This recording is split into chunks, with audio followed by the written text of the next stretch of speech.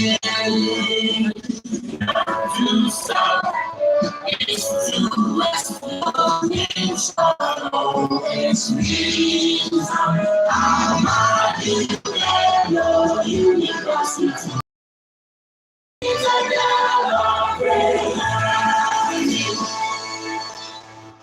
you very much. We may all sit down. It is indeed the citadel of success, not just learning. Next on my list is to usher in the reason why we all gathered here. I call her the beacon of empowerment. In today, right now,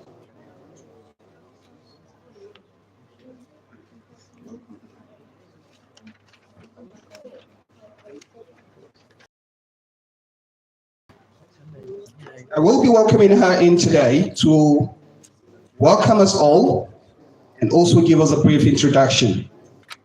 And this is no one but Mariam Abbas A. Bichi, the beacon of empowerment. Please, let's keep clapping until she comes on board.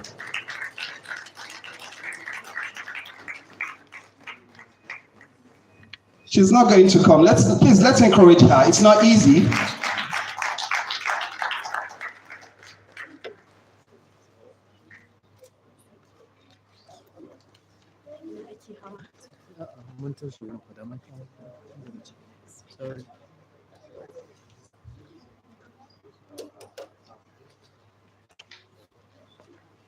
Assalamu alaikum wa rahmatullah. In the name of Allah, most beneficent, most merciful. All praises is due to Allah, the Lord of the universe. Him alone we worship and Him alone guide us along the right path. The path of those whom you had favored, nor of those who earn your anger, nor of those who go astray. Amen. Okay. Sometimes when I'm going on stage, I feel nervous, despite the fact that I'm very used to talking everywhere. I'm a talkative by nature. When it comes to crowd like this, that we pulled out, I won't say I, but we, sometimes words fail to come out as excellent as people might think of because it's very hard.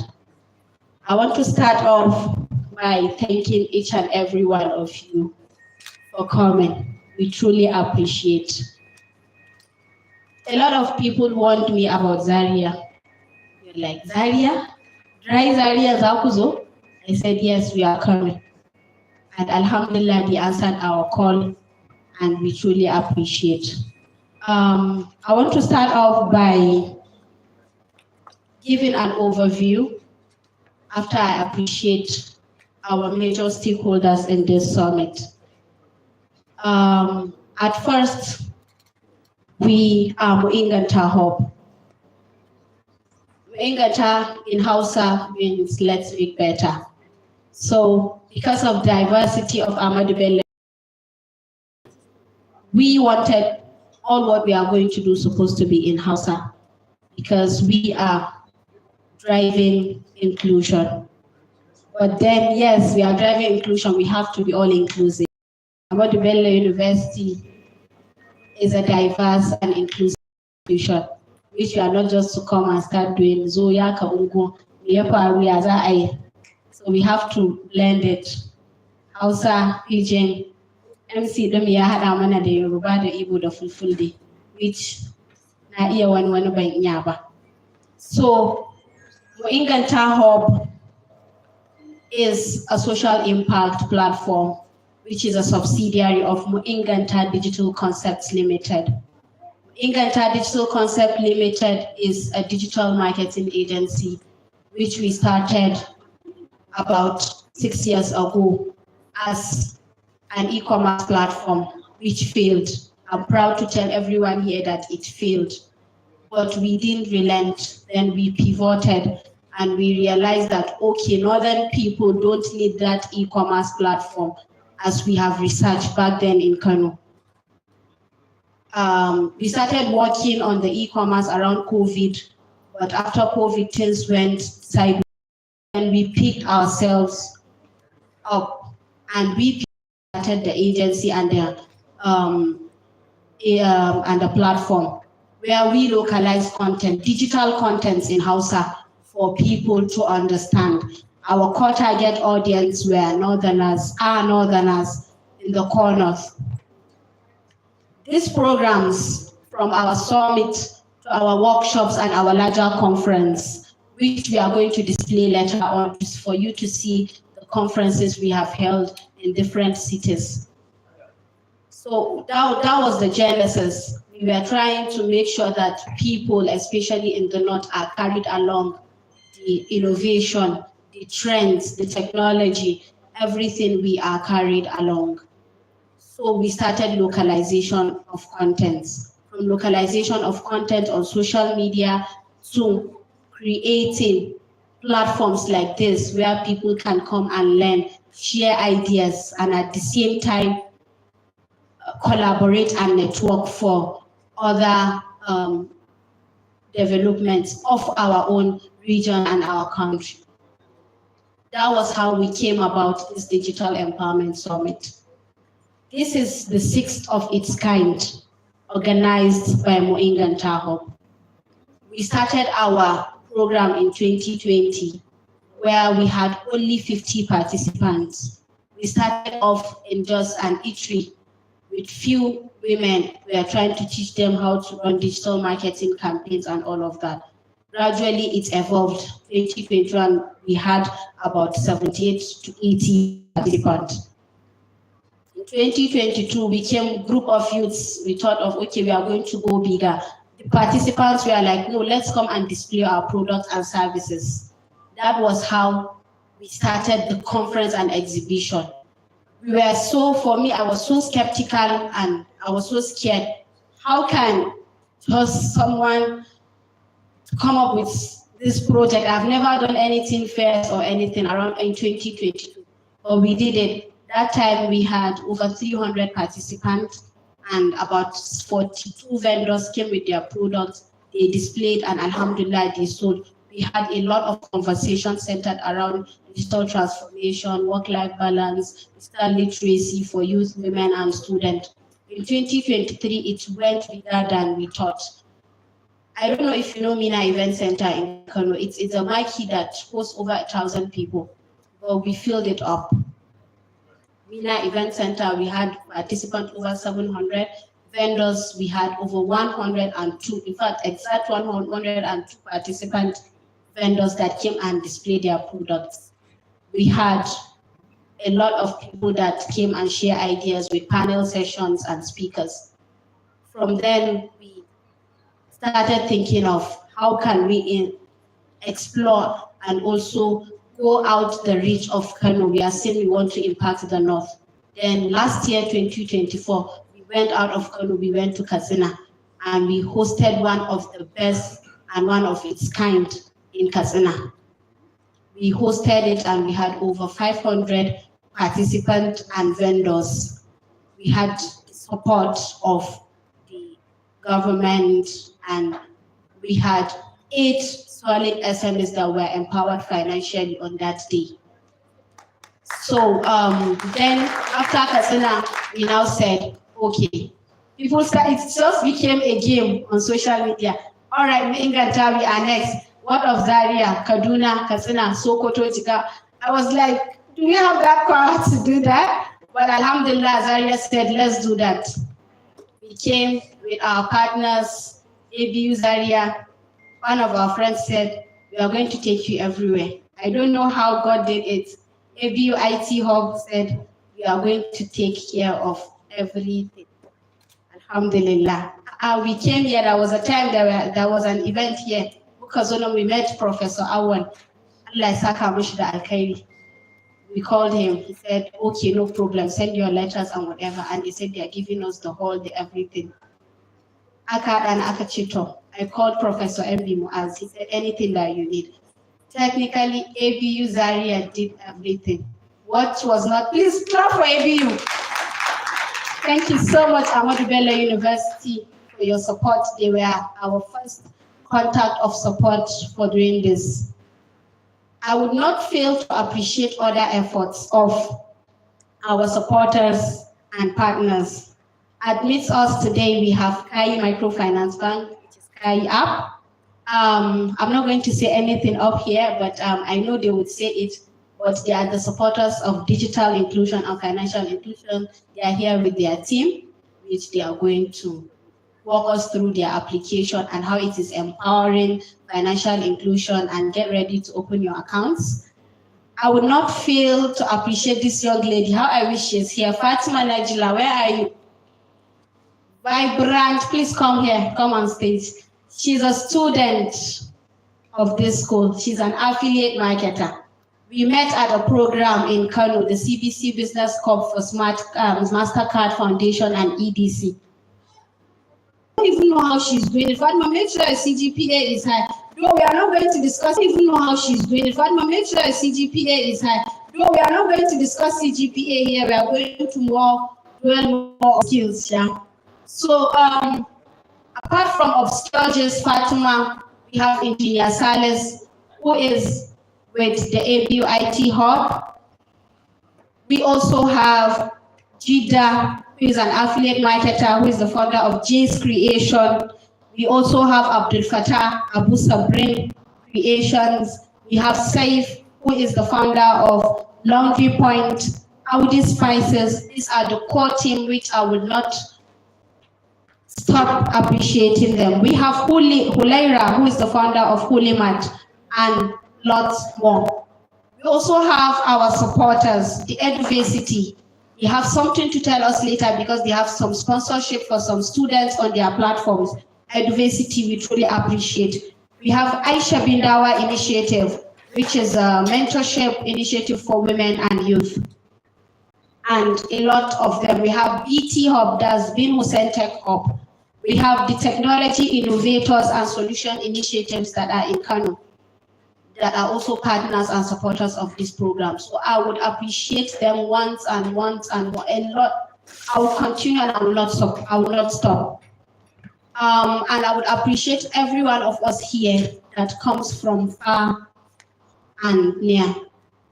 Mungode, wannan godiya ba zan yi ta da turanci ba saboda turanci na ya kare. But mungode kwarai da gaske, Allah ya mai da kowa gidansu lafiya. And lastly, this event is going to be, as inshallah, not boring. And we'll try our possible best to make it very entertaining. We have series of speaker sessions. We have, I guess you have seen their flyers and names and their topics, which is going to be inspiring. We have entrepreneurs here that are going to show us the way. We have our lecturers, professors that are going to clear the road for us. And then we have the pitching competition session where some innovators are also going to pitch their ideas. It's not a competition, but it's going to be an inspiration session where you are going to be inspired. And then the fathers and the odogos in the house will call them out, support our startups.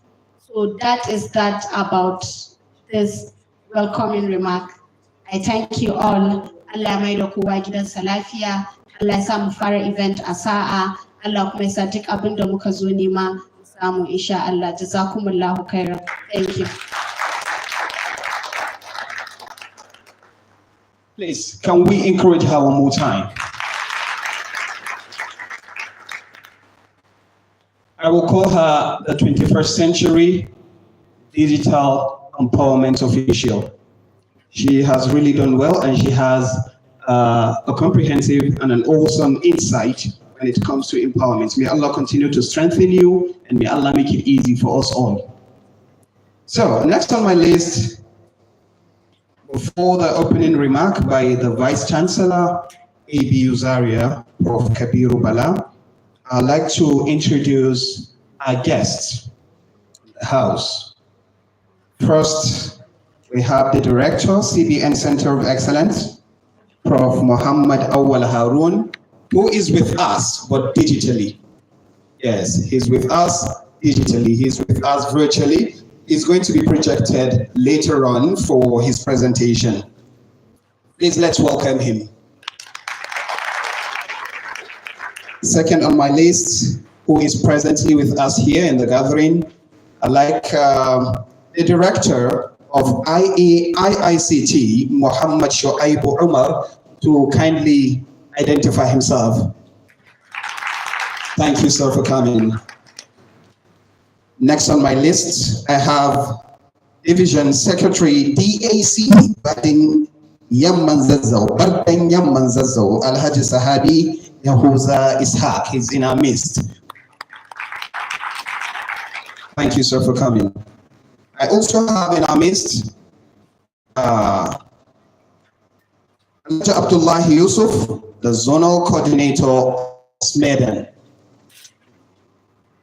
Please come forward and take your seat. He's in our midst. Thank you very much. And also, I have the director, IICT, Muhammad Shoaibu Omar. I think I've listed that already. I captured his name twice. Thank you. I also have in our midst Dr. Basira Kenkialawal, the HOD, Department of Pharmacy, KASU. You're welcome, ma'am. We have in our midst Dr. Ishaq Shitu, Department of Accounting.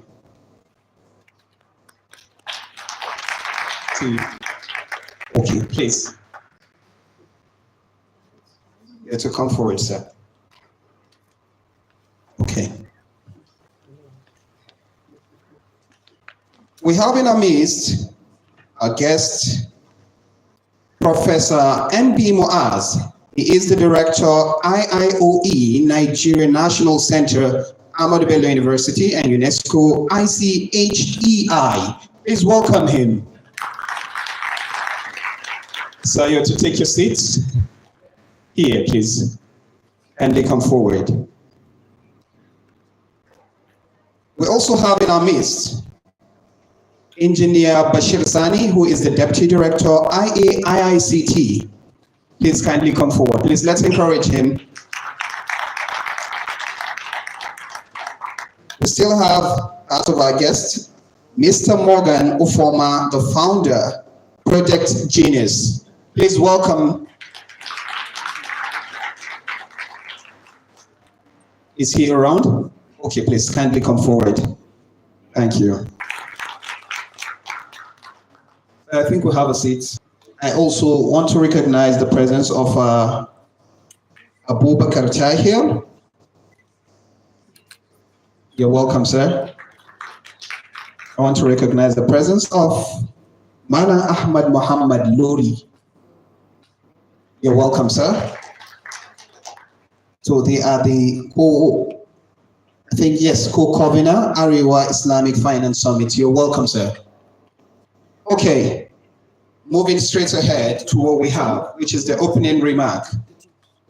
And this is going to be taken by the Vice Chancellor, ABU Zaria, who is going to be represented, yes, I think,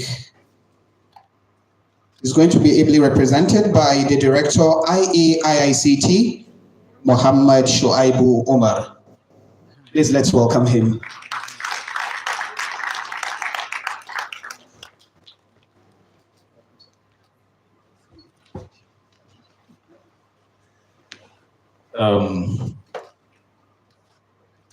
Directors are present, other distinguished members of various faculties, institute centers of Ahmadu Bello University, the conveners, Engan Hub, and other sponsors, fellow participants, ladies and gentlemen, good morning.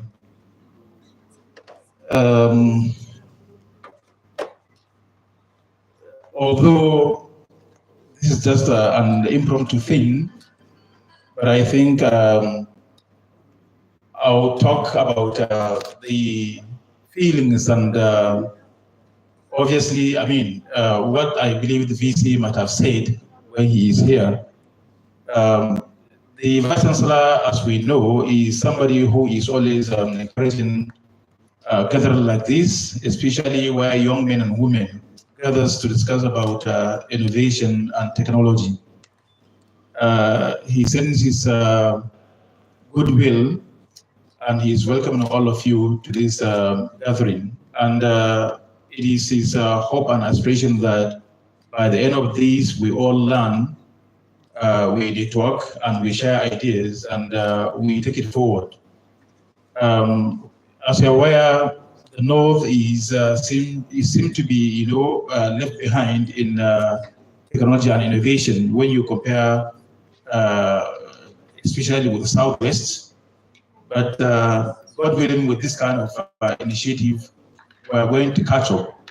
I'm glad that young men and women, are putting this together, and the VC seriously is happy to hear that a hub like this is going around the entire North, trying to create awareness and bring in professionals and those who wish to excel in this area together so that we can learn, we can network, and we can eventually make the North a big player in technology and innovation.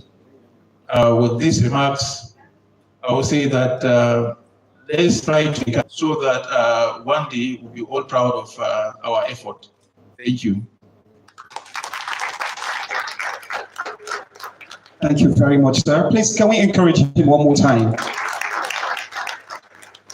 You'll see that our professors have great insight, and the Vice Chancellor was ably represented well, because what we have just heard, it's simple but straightforward and comprehensive. So we really appreciate you, sir. When the founder of Muingantel was giving her speech, you would know that all she is striving for is about the 21st century key competences, talking about effective communication, creativity, talking about critical thinking, talking about technology. So please and please, if there's any way we can continue to encourage her and walk towards that direction, it's going to bring about, utmost success for each and every one of us present in this gathering today. So thank you very much. I'd like us to appreciate her and also our speech for today.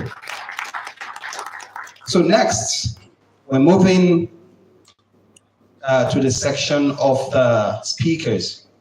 We're going to be having 7 speakers today. So first on my list is going to be Professor Muhammad Awal Harun. He is the director, CBN, Center for Economics and Finance. He's going to talk to us about, it's going to be a goodwill message. It's going to encourage us, motivate us, and also inspire us today. So it's going to be virtual. And I know our media team are working to have him connected to us.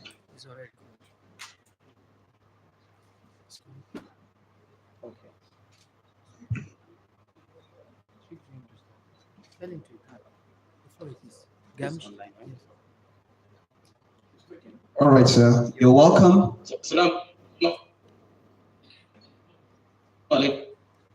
alaikum assalam. Salam alaikum.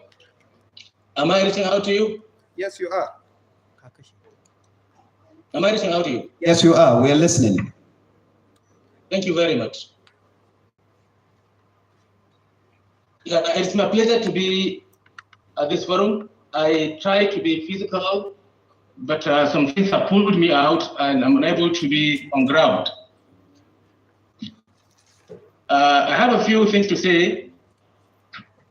I'm welcoming you. I'm welcoming these efforts because today digital life is stepping into the world where technology is key in success. Today we're going to talk about how we can leverage digital tools and entrepreneurship. For entrepreneurship, and why young age matter as an advantage in the setting. And we need to shift our mindset towards successful digital entrepreneurship. Digital revolution is a world of opportunities. We should know that the digital economy is growing at twice the speed of the traditional economy.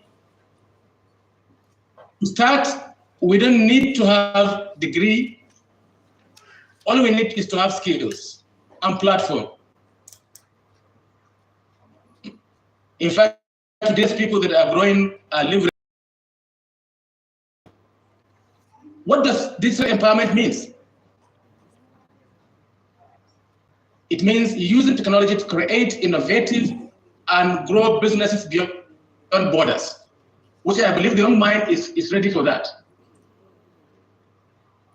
The mindset shifting is to move away from consumer to creator. Most people consume content, but winners create content. Instead of wasting your time watching TikTok, use TikTok to create something. Instead of complaining about school, learn marketable skills. So to me, I believe this conference is timely. We need to have 3 rules for digital entrepreneurship. Number 1, always done to say we have done it is better than perfection. So let's start now and improve later. We must learn from failure because mistakes are part of a journey to success. Consistency is key. So our small daily efforts lead to bigger successes. And why must we act now? If we have less risk and more time to experiment.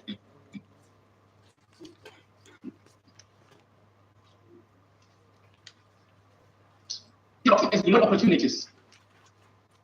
AI automations are changing everything, and it's our time to be in that drive.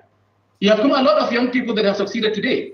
I don't need to waste time telling you those things. You know them that better than me.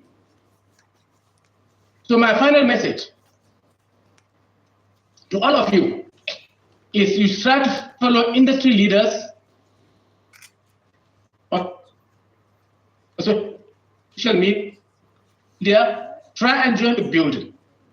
For us to encourage you, the center will offer each of the participants 10,000. I have given a list of nine entrepreneurs that each one will give them a donation of 10,000 as our token contribution. Thank you very much for listening. May you have a good day. Thank you very much. Thank you very much, Professor Muhammad Awal Harun. We really appreciate. So after this golden advice, we're still giving a stipend of 10,000 naira in this economic hardship. May Allah continue to reward him in abundance. Please, can we encourage him one more time?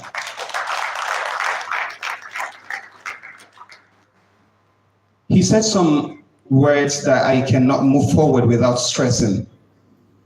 To start now, to also learn from failure. And a very important thing he listed was about consistency. Our problem is we are not consistent. Well, alhamdulillah, we have professors in the house, we have doctors, we have our lecturers in our midst. They're going to come forward, and I believe they're going to speak to us about these important traits. Thank you very much. So next, part of our speakers for today, who's going to be talking to us about harnessing emerging technologies. That's the role of AI and digital innovation in transforming business and education. I hope he is with us. Please join me as I welcome Professor M.B. Moaz who is the Director IIOE Nigeria National Center and UNESCO ICHEI Department of Computer Engineering, ABU Zaria. Please join us to welcome him.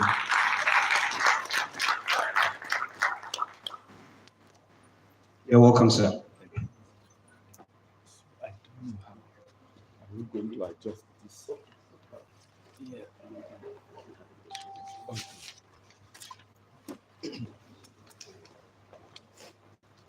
Bismillahirrahmanirrahim. It's a pleasure to be here at this gathering, and I have to admit that it's time here that got me into Mariam's trap to be here. So I was almost ambushed, virtually ambushed to be here, but I think it's great to be here. It's always great to be in the midst of young people, to give them all the necessary support to do better than what we've been able to do. I normally don't like to stand on any protocols, but I will stand on a protocol that is accepted by everybody. The academics will only talk theory. So I'm going to talk theory in my presentation. There are a lot of entrepreneurs and digital marketers who are in the field. So I think they will put into context some of the things that I'm going to talk about. So essentially, we divided the presentation into talking about emerging technologies in business transformation, and then emerging technologies in education transformation, and then we're going to do a wrap-up. So what essentially are these emerging technologies?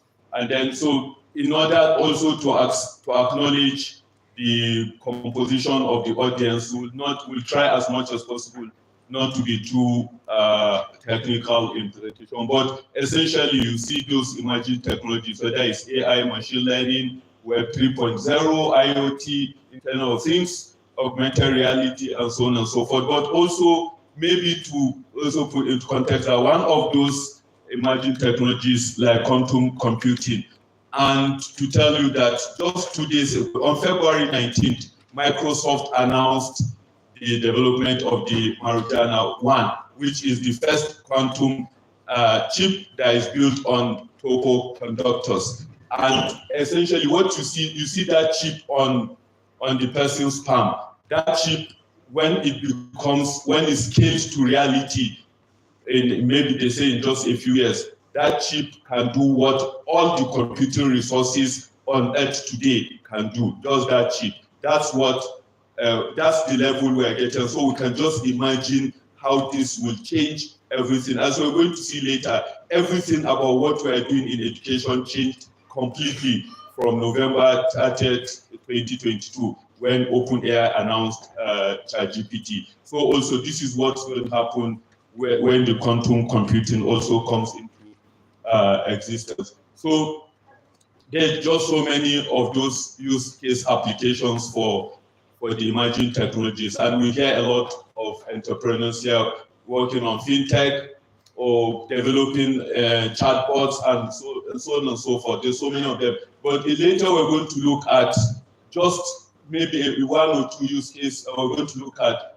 the crop disease detector, and we're going to look at the grains trader, just what's up chatbot. So next.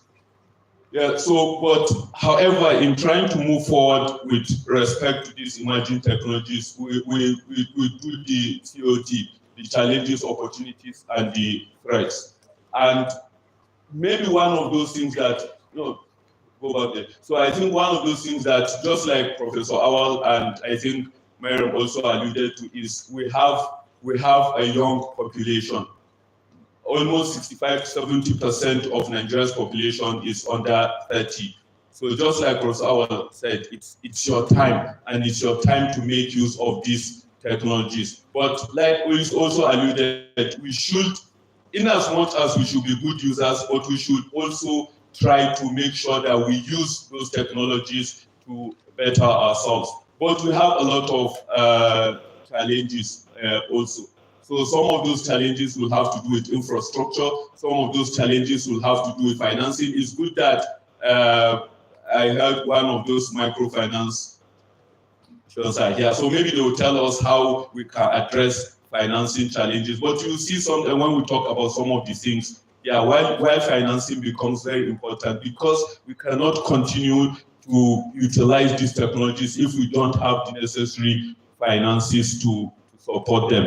But we also have threats. The economic volatility in Nigeria is a threat. You cannot decide to build certain things and based on certain budgets, and then all of a sudden your currencies are fluctuating and so on and so forth. And so we have those challenges. We do not have the necessary technological infrastructure to support development of real emerging technology-based systems. So that's why most of our focus these days is on developing applications instead of developing systems.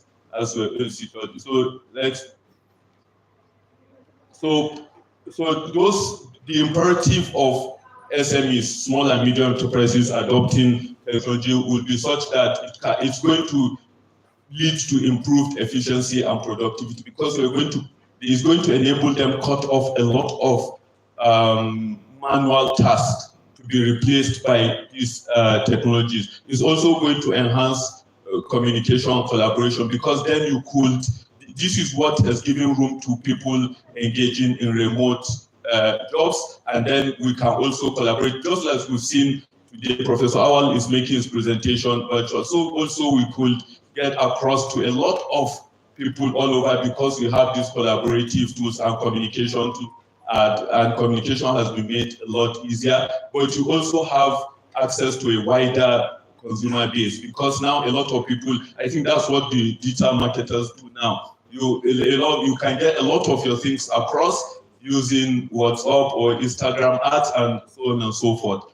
But then we also have cost savings, because yet again, one of the things that emerging technologies gives you is an idea to develop businesses using the exponential organization mindset. So you're going to rely more on leveraged assets. You're going to get staff on demand only when you need people. So that's what's also making available remote jobs. So you don't have to employ a lot of people and they just kept there, you're paying salaries when you really do not have jobs. So you can do stuff on demand. You can also leverage on assets. If you need a particular asset, you can rent a CPU, GPU space, and so on and so forth. And then finally, it also allows for improved data analytics. So you see, like, business intelligence tools can allow you to visualize how data is reflecting on your business story, and then it can enable you to make better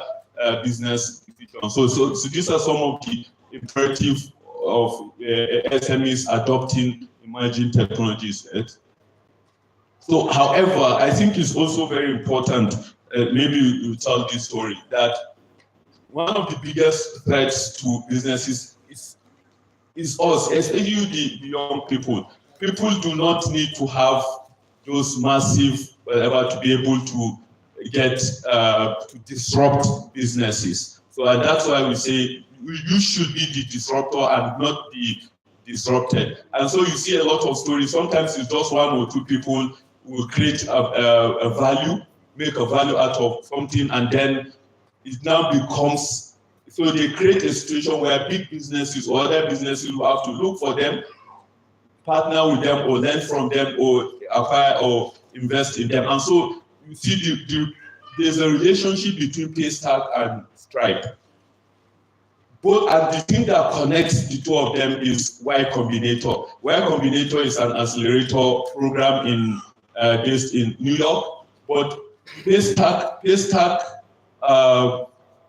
in 2016, I think, applied to Y Combinator for the acceleration program. What they end up doing is that after 6 months, maximum 6 months, they enable you to get access to finances.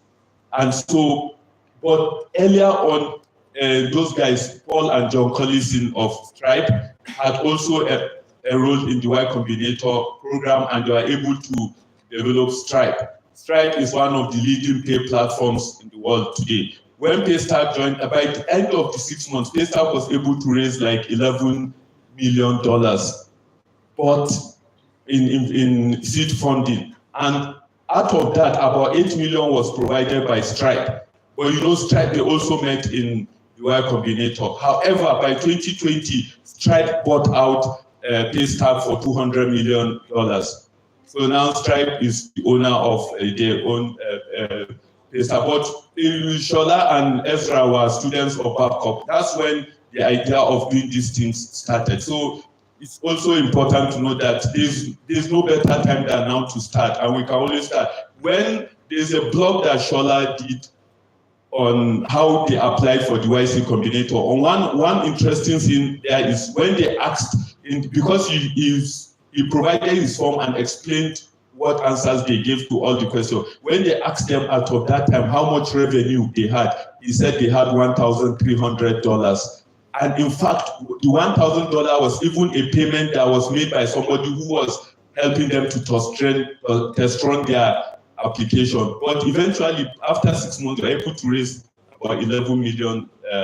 So it just tells you that these are possibilities. So we'll just run through. This is one of the things that we could use social media to do, to be able to create value using social media. I think there are a lot of people that will talk about how they did this. So we can go to the next one. So we'll talk about also developing a WhatsApp chatbot that we'll call the grains trader.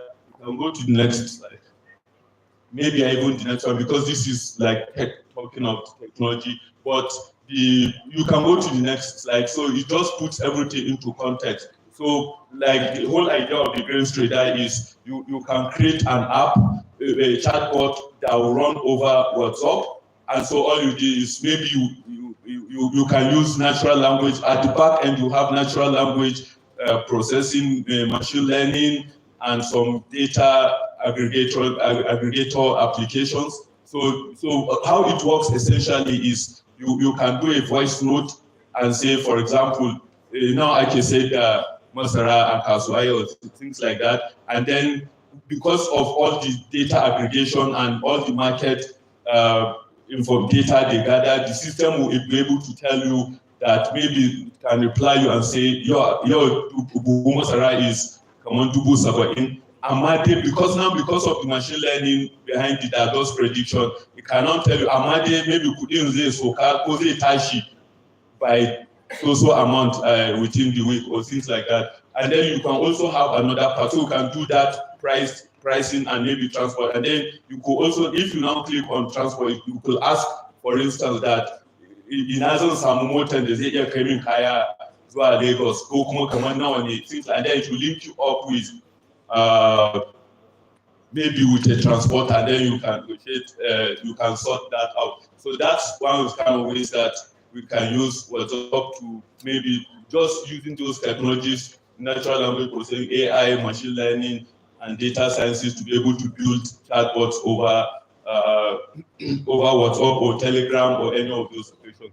Then one other thing that maybe this is in terms of maybe like building a real system now. And you know, one of our major focus, especially in the North, is agriculture. And one of the challenges, apart from the rising cost of farm inputs, is also how to deal with diseases that affect crops, major crops in North. So there's a system, it's called the crop disease detector. It has both a hardware device and there's also a mobile app application. You can go to the next slide. What we really want to talk about this here is the fact that for you to build this system, it's at a prototype. It's a working prototype, everything, but it's not in the stage for commercial production. So we're still dealing at component level, but it's a working system. But just to tell you, at the heart of this device is the Orange Pi AI Pro 20T. 20 TOPS, just to give you an idea, it's an AI GPU that does 20 trillion operations per second.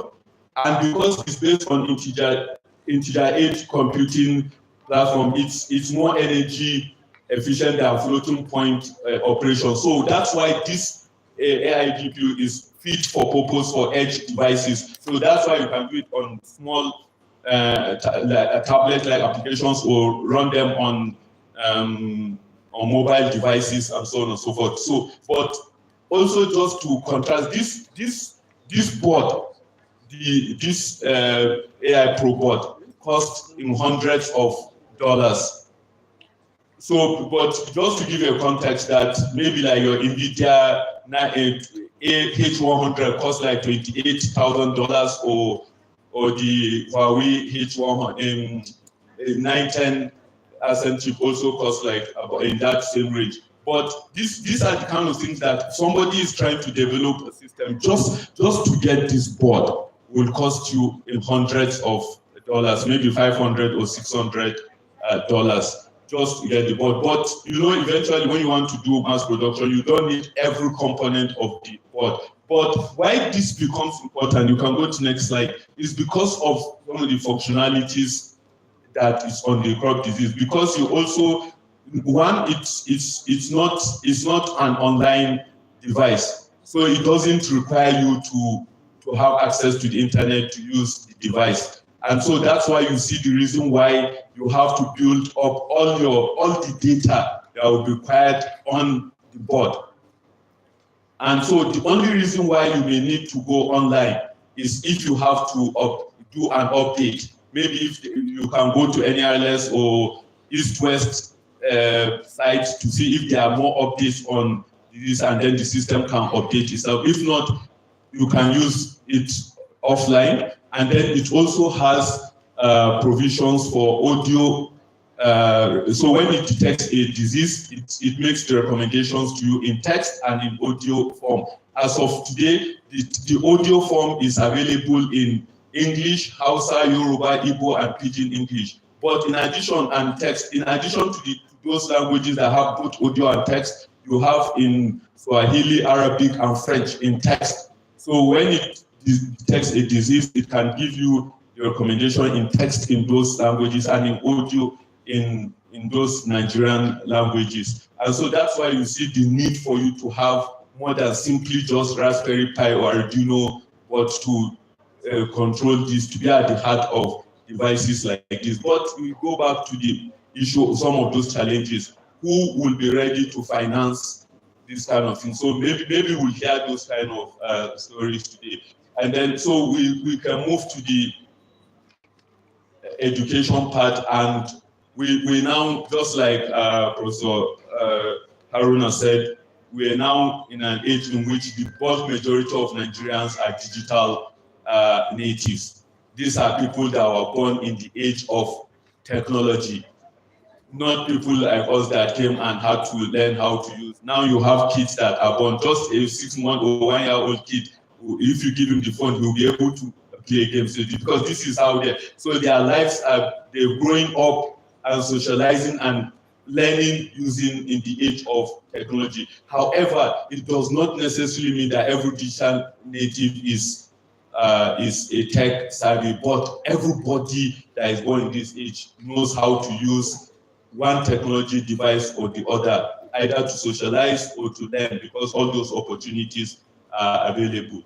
And so, but what this is also creating inadvertently is it's creating also a divide, because you have a certain group that are growing up with these technological things, and so going forward that becomes it. But we also have another group that do not have access to this group. So it's important what Muinganta and Co are doing in trying to bridge that digital and societal divide. And so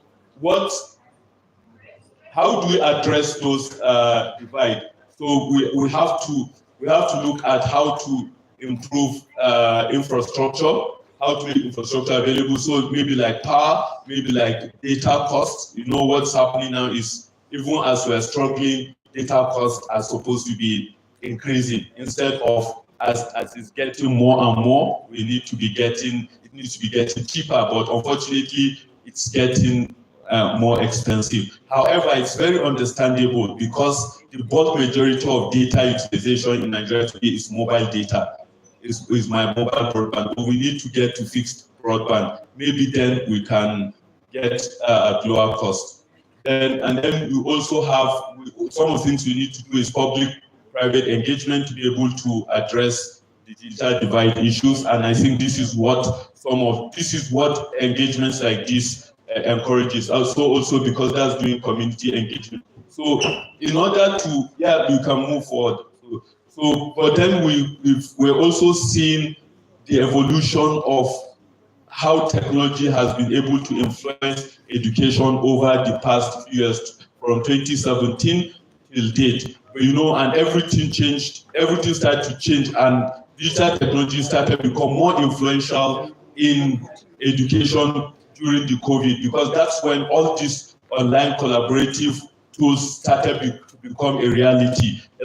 Prior to then, there were efforts to start to introduce some of these technologies, but we didn't understand how realistic these things were going to be until when COVID came, and COVID tried to change everything about education and about collaboration and engagements with one another. And then gradually we started to also get emerging technology. So you started to see virtual reality things and so on and so forth getting into the educational sector, and then also Web3, which I think it's important to also know that Web3 is different from Web 3.0 issues, because Web3 is basically about blockchain applications in other things, but Web 3.0 is more interesting. But then by November 2022, leading to 2023, everything changed with generative AI. Once OpenAI launched GPT in November 30, 2022, everything changed about education. And so moving forward now, like from 2025, it's now we're moving from the conventional generative AI to agentic AI or to RAG AI. And all these are playing a serious role in education. So you can move. So these are some of the things that all those educational technologies will enable for us. So we can have, because of them, we have virtual classrooms. Now we have generative AI and their influences in education. And then you have augmented reality and virtual reality tools permeating into the educational sector, allowing people to be able to simulate scenarios and imagine you being immersed in those environments. And then we have personalized learning. These are what machine learning and Web3 will enable for us. And then you see, because of the access to these virtual classrooms and LMS, that's why cloud services and big data has also become a key player in the educational sectors. And so these are things that we said are the things that will emerging technologies will bring into the education sector. And then, so you can go to the next slide. Yeah, so now, however, no matter how much these emerging technologies, how much they influence education and change the educational landscape, but there are certain things that we have to be careful about, and we have to find ways of trying to address them so that we can establish the balance between originality of knowledge production and the influence of AI in education and so on. And so some of those issues will include equity and accessibility. We do not want these technologies to permeate the education sector and continue to exacerbate the divide between those who have access to these technologies and those who do not have access to these technologies. So that's also, and then we also have to be very careful about bias. So in building these systems, we're having data, we can have bias in our data and we have bias in our algorithms. And if we don't take measures to protect these biases will continue to be iterated over a period of time. And so, but most importantly, beyond understanding these challenges and understanding the need for us to address these challenges, I think the imperative is that we must change our attitude to not about fearing, not about these challenges, but about teaching our students how to learn using technology.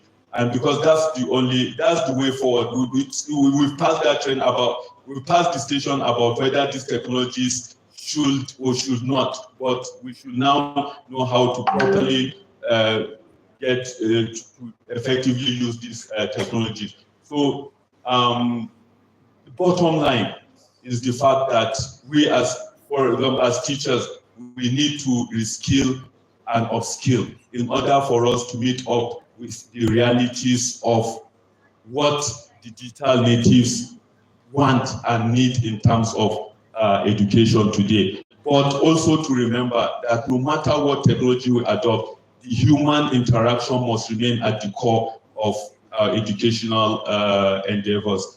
And so finally, I think, so maybe before we go to last question, it's just a food for thought.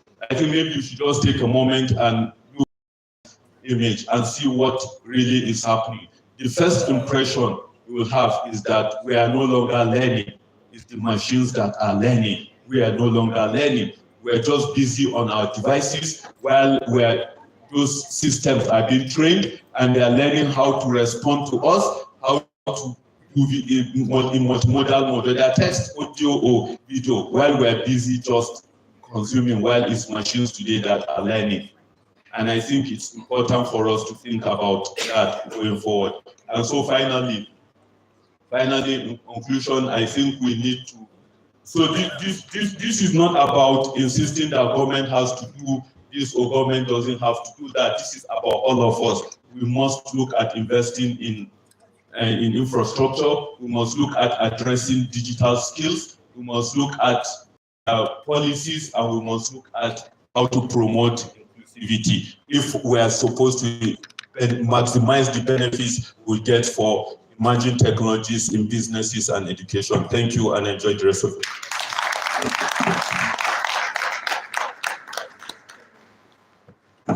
Thank you very much, sir. Professor M.B. Muaz. He has said all, but we still want more from other professors, other speakers. You see, going digital will help each and every one of us weather the weather. Maybe you know what I mean. Because going digital will help you weather the weather, whatever the weather, whether you like it or not. But that only happens when you go digital. So for more information, I think our lecturers will come up later. So seeing our enthusiasm today, especially I've been seeing our audience taking notes of important points. It's really amazing. Please keep it up. Because, you know, I told you it's going to be lots of comprehensive talks today. So please keep it up, put it down for, I think after this, we shouldn't be having any entrepreneurial problem going forward. So next on my list, I will be welcoming the director of Iya Abubakar Institute of ICT, Malam Muhammad Shuaib.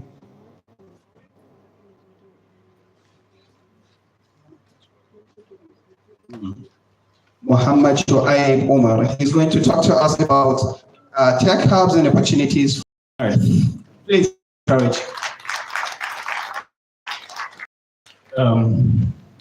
Thank you. I'm back once more, this time around as myself.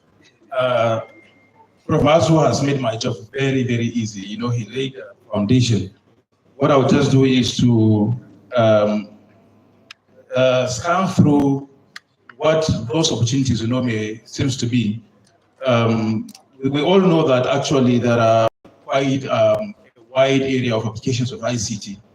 And the purpose of learning about ICT is to be able to innovate, how we can be able to apply ICT. Prof. Ahmadu talked to you about some of them. Agriculture is an area where we know we are better at in the north. So as people in the tech, what can we do actually to ensure that we apply technology in agriculture? Of course, agriculture is something that has a wide range of value chain, from crop production to marketing.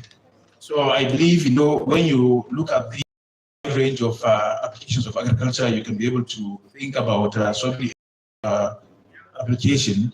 One of the areas that are very close to us is actually the grains market in Giwa, Saminaka, now in Kano, and some other places. I want to believe most of you, if you pass around those places, you see hundreds of trucks loading grain to other parts of the country.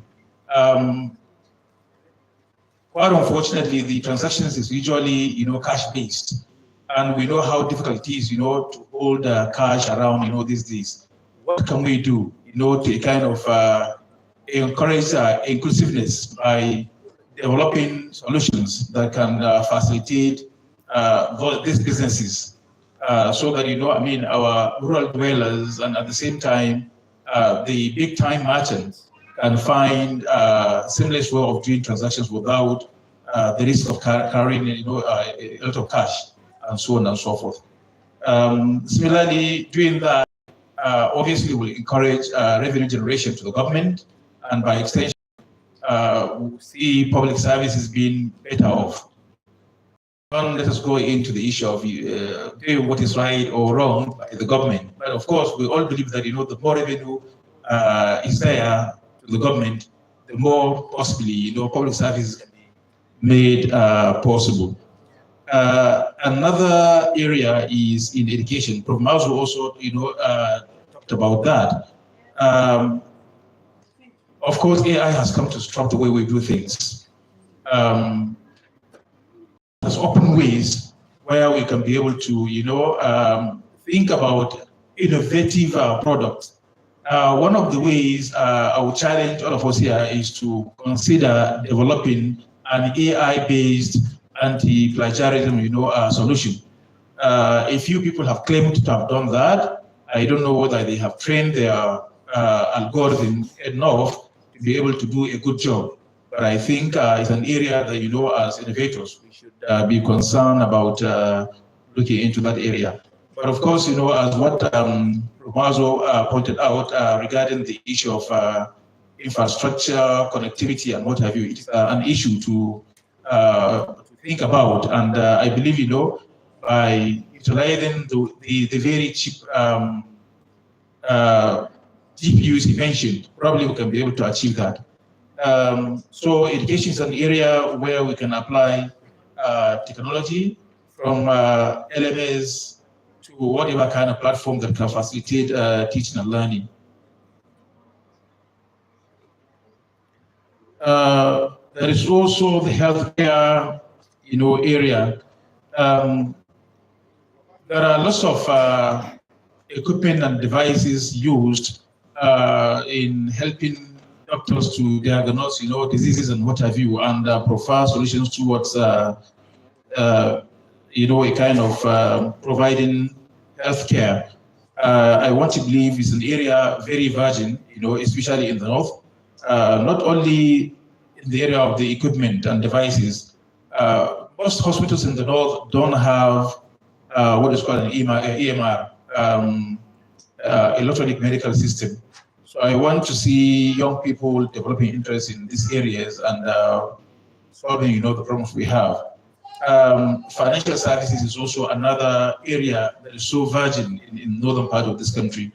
The microfinance bank around attest to me that up till today, microfinance banks are struggling to find a very good solution to their problems. What is called core banking applications are very hard to come by. The good ones are too expensive for microfinance banking in the rural communities, to be able to afford. And for even the big time microfinance banks, the cost of technology per customer is so high because of the peculiarities of the operations of microfinance banks. Remember again, one of the objectives of these financial institutions is to encourage inclusiveness, to make our women themselves, say, alale and what have you, and the traders that do trading on campuses and around the streets be able to enjoy the financial inclusiveness. It's becoming very, very difficult because of the cost of. So, if we can develop solutions in the financial sectors, especially those that addresses the this kind of businesses, I want to believe it's an opportunity, and we can go a long way in solving problems. Renewable energy is another area that we can develop capacity in the tech and innovation space. Separately, you find that we like solving our problems individually. Even on campus, if you go around, you see department possibly optimize the use of energy by aggregating all of these sources using techniques like digital twin and any other technology that are there. We can go a long way in solving problems. Water and sanitation is also a big issue. Some months ago, when enactors had an event here, an entrepreneur came and presented, a solution he has that detects leakages and what have you, a very fine solution. So we can look at areas like these, minimize wastage, and encourage sanitation in the way we consume water. Similarly, in the area of sanitation, just about a week ago, we were discussing on how waste, especially pieces, from our homes, are becoming household or very, very valuable because of the fact that fertilizer is becoming so expensive. People are going towards, the organic fertilizer, manure. You found that, people are making money from selling, whatever they are, what is it called? Say, has. So people are really going around telling people that, will come and empty your whatever, to convert it to develop something innovative. It can go a long way in addressing issues. Now, having looked at all the areas that we have opportunities, how can we concentrate our energy and our efforts in getting these realistic? Tech hubs like Muinganta and any other tech hub like ours on campus, the data hub, can come together and collaborate to ensure that all of these efforts are made to be, a reality. Most importantly, facilities to be, entrepreneurs in technology and innovation, to use the facilities and practice, develop innovative products, and by extension, possibly market them to make money. Similarly, they may provide some access to funding, because some of these hubs, have networking. They have networked. They have understood the business of getting grants. So when you partner with them, you can be able to get maybe some limited access to grants, so that you can make your ideas a reality. Similarly, mentorship and guidance, can be very handy through. We can be able to get better mentorship and collaboration with players in the area. We also network. When we work with hubs, we create a network of networking opportunities, and possibly through that, the sky may be the limit. Access to infrastructure, I mentioned that. Community engagement is another important thing we can do with hubs. In EDU, when we network and identify all these journey, we can be able to make an inroad.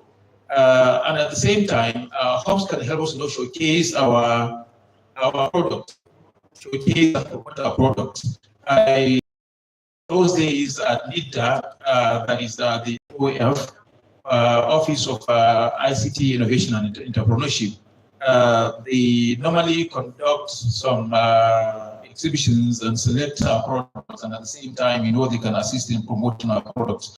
There are quite a number of hubs, Abuja, Kano, Kaduna, and a few in Zaria.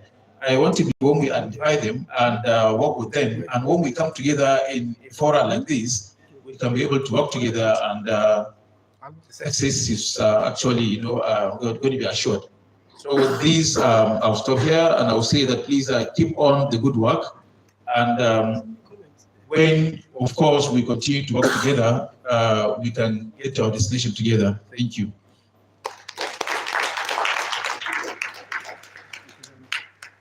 Thank you very much, sir. Please, let's put our hands together for him one more time.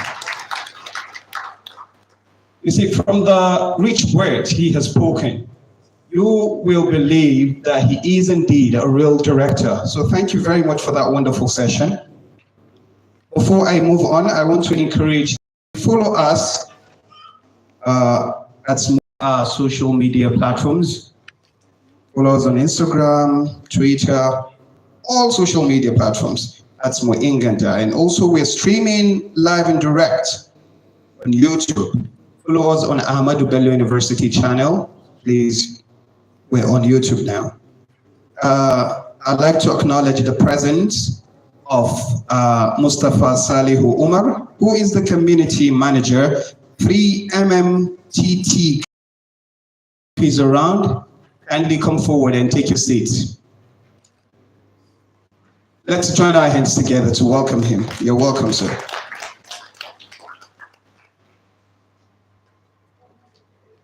All right, it's time to at least relax for a moment to enjoy some videos. All right, before that comes up, I'm going to have the next speaker. Please join me as I welcome the KI Microfinance Bank representative, who is going to be talking to us about financial literacy session, about digital banking for financial inclusion, empowering SMEs and startups for economic growth. Welcome, Sadiq Muhammad.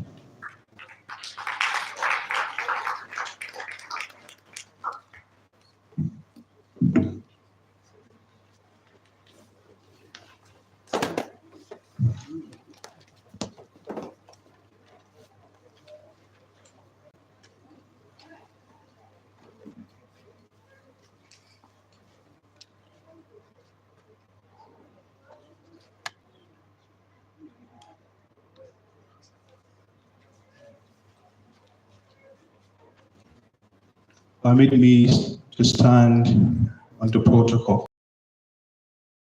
Umar, not Sadiq Muhammad, but Abubakar Sadiq Umar. I'm a software engineer, business analyst at KAI. And today I'm going to walk us through digital banking for financial inclusion, empowering SMEs and startups for economic growth. So I want to cover three major areas. I break it down into three sections, the why, the how, and the what. So we start with the why. So before I go further, I would like to ask us, do we know what SMEs are? Like in terms of the impact they give to the economy. Anyone? All right. So looking at the all businesses in the globe, SMEs contribute 90% of the business, constitutes of 90% businesses globally. And according to World Bank, they contribute 50% of employment. So when you look at the numbers, this is something huge. When you look at it in general, SMEs and startups are what the GDP of countries when we position itself better. And but these SMEs face financial troubles, right? And according to the World Bank again, this SME lack of funding gap is 5.7 trillion dollar market, right? When you look at it, the funding gap of SMEs is 5.7 trillion, and many small businesses struggle due to lack of financing access, right? And when you look at the SMEs, we tend to do our businesses traditionally. When you look at the previous speakers that have discussed quite a lot based on digital economy, the world has changed. Technology is advancing faster and taking less time to be widely adopted, but still we have that gap. When you look at how we struggle, we have to buckle up, to be honest. So just like I said, many small businesses struggle due to lack of this, and traditional high cost, complex requirements, and limited reach. For example, let's say I have a shop here in APU Zaria. I have a shop in APU Zaria, and I tend to sell one or two things, right? But my reach is limited to only the students of APU Zaria.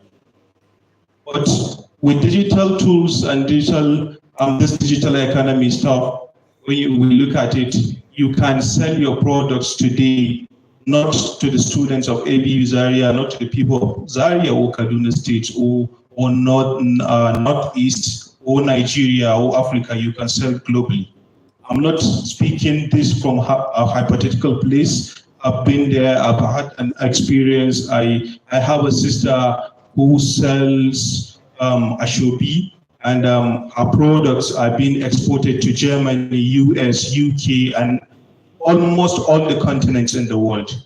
So when we leverage on this when we leverage on these digital tools, we are to boost ourselves beyond our expectation.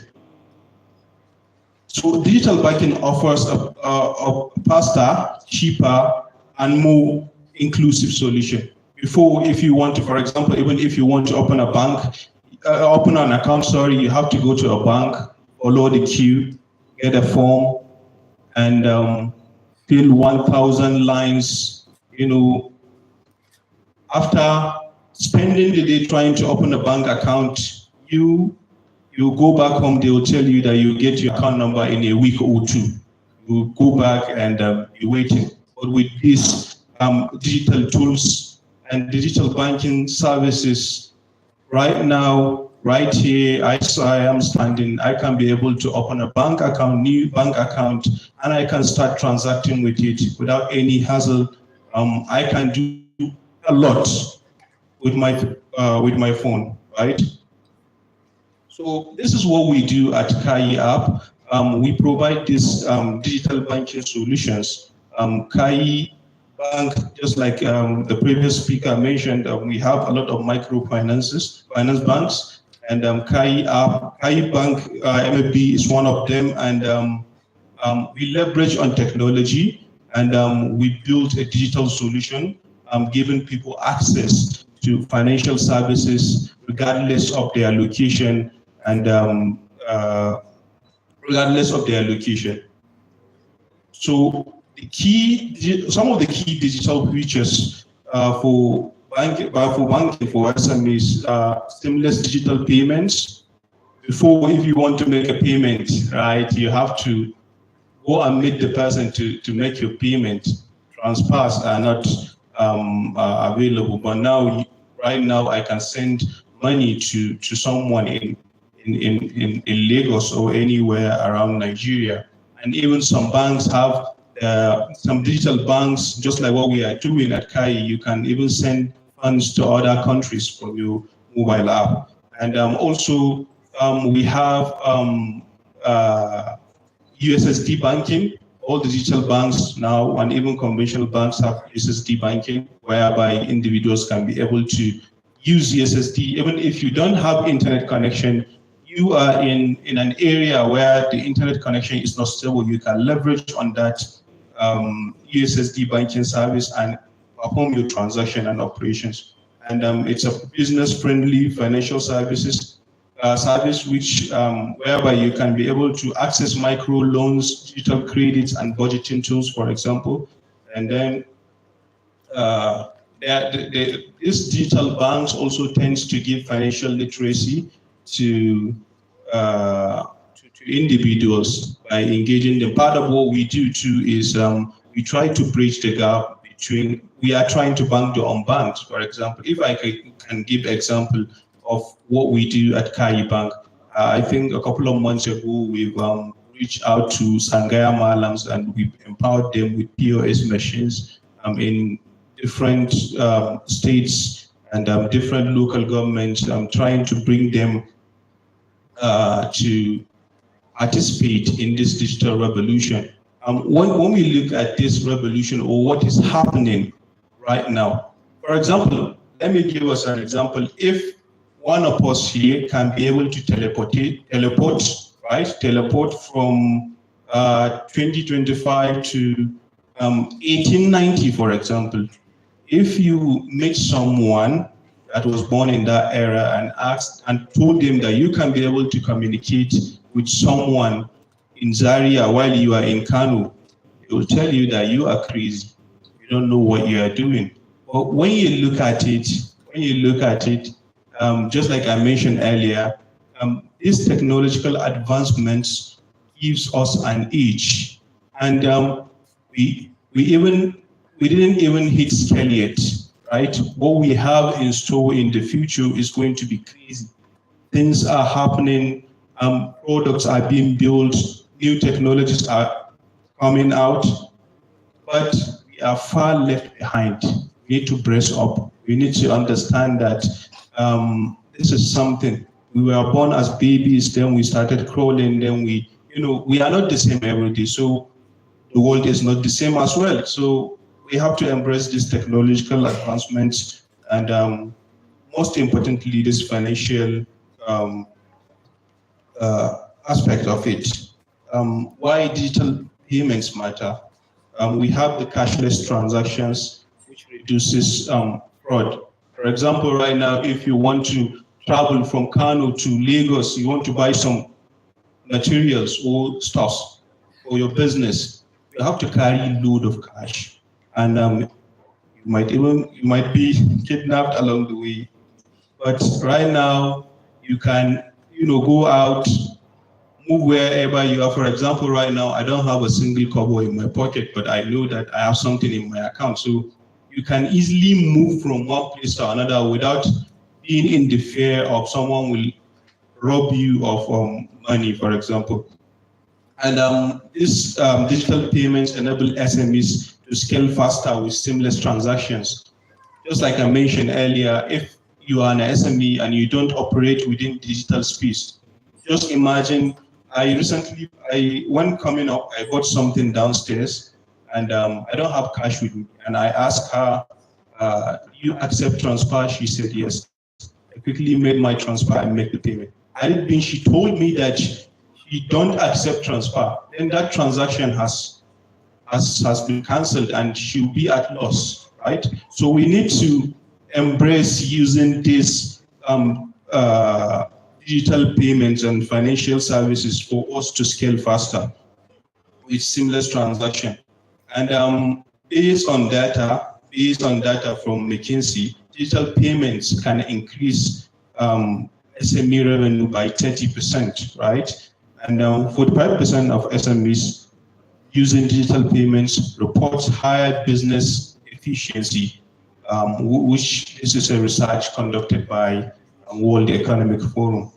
And this is what we are trying to do at KAIAP by providing these digital banking solutions with instant payments, low transactions, QR-based payments, USSD, and on top of that, we we even have added features like the buy now pay later, whereby if you are an existing customer, you can be able to, even if you don't have funds to make your payments or something come up along the way, you can be able to use the buy now pay later feature to be able to make payments without having money in your account, and later you pay us without interest.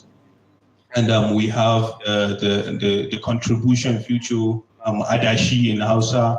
I believe some of us are victims of what Adashi or Bang Adashi, whereby you contribute funds and what Adashi or Bang Adashi will be nowhere to be found. So things like that. So this is some of the things we have on our platform. Then for USSD transaction, it drives 50% of digital banking adoption in Africa. For example, even if you don't have internet network, you can leverage on the USSD banking feature to be able to make your transaction seamlessly. And even people in remote areas, they can be able to access those features.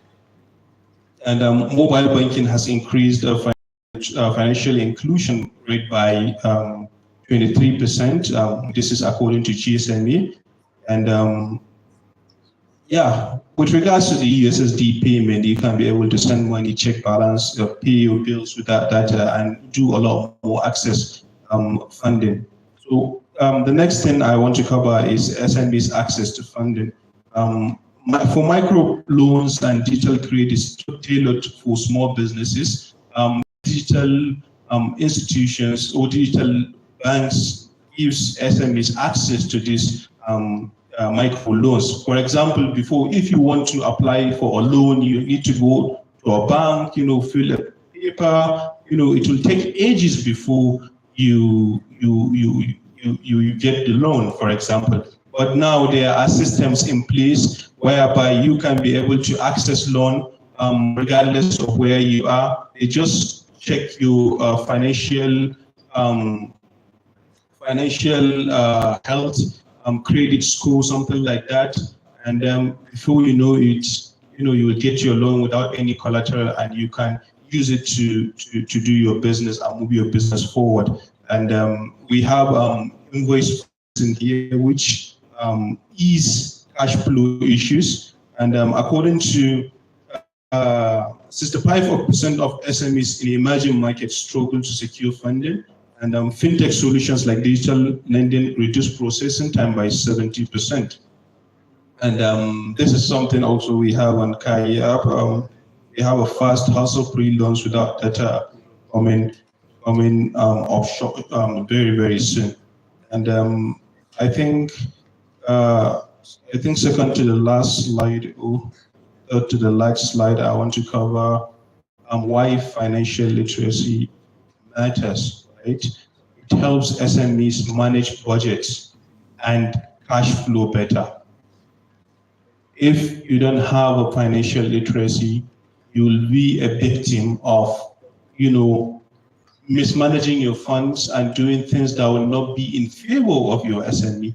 But financial literacy for entrepreneurs is very, very important, and it's something that will help you based on a personal level and on a business level to know what to do with your funds and how to allocate your funds appropriately.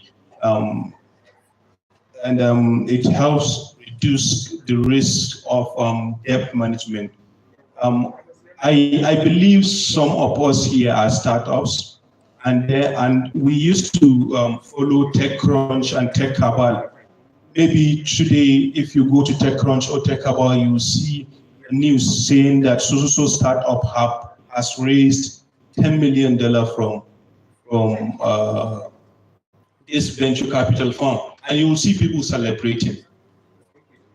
It's not, you've collected investors' money, based on agreements. You give them projections based on what you are trying to do.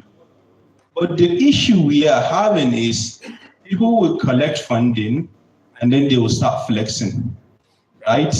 Instead of doing what they need to do. For me, let's say I have my own company and I've raised funding.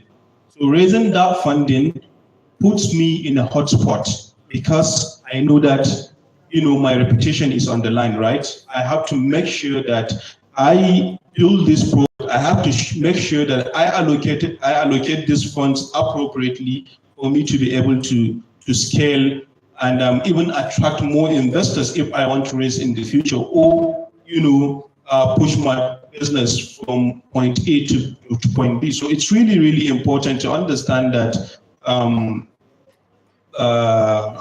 if you have this financial literacy, it will help you really, really a lot. 80%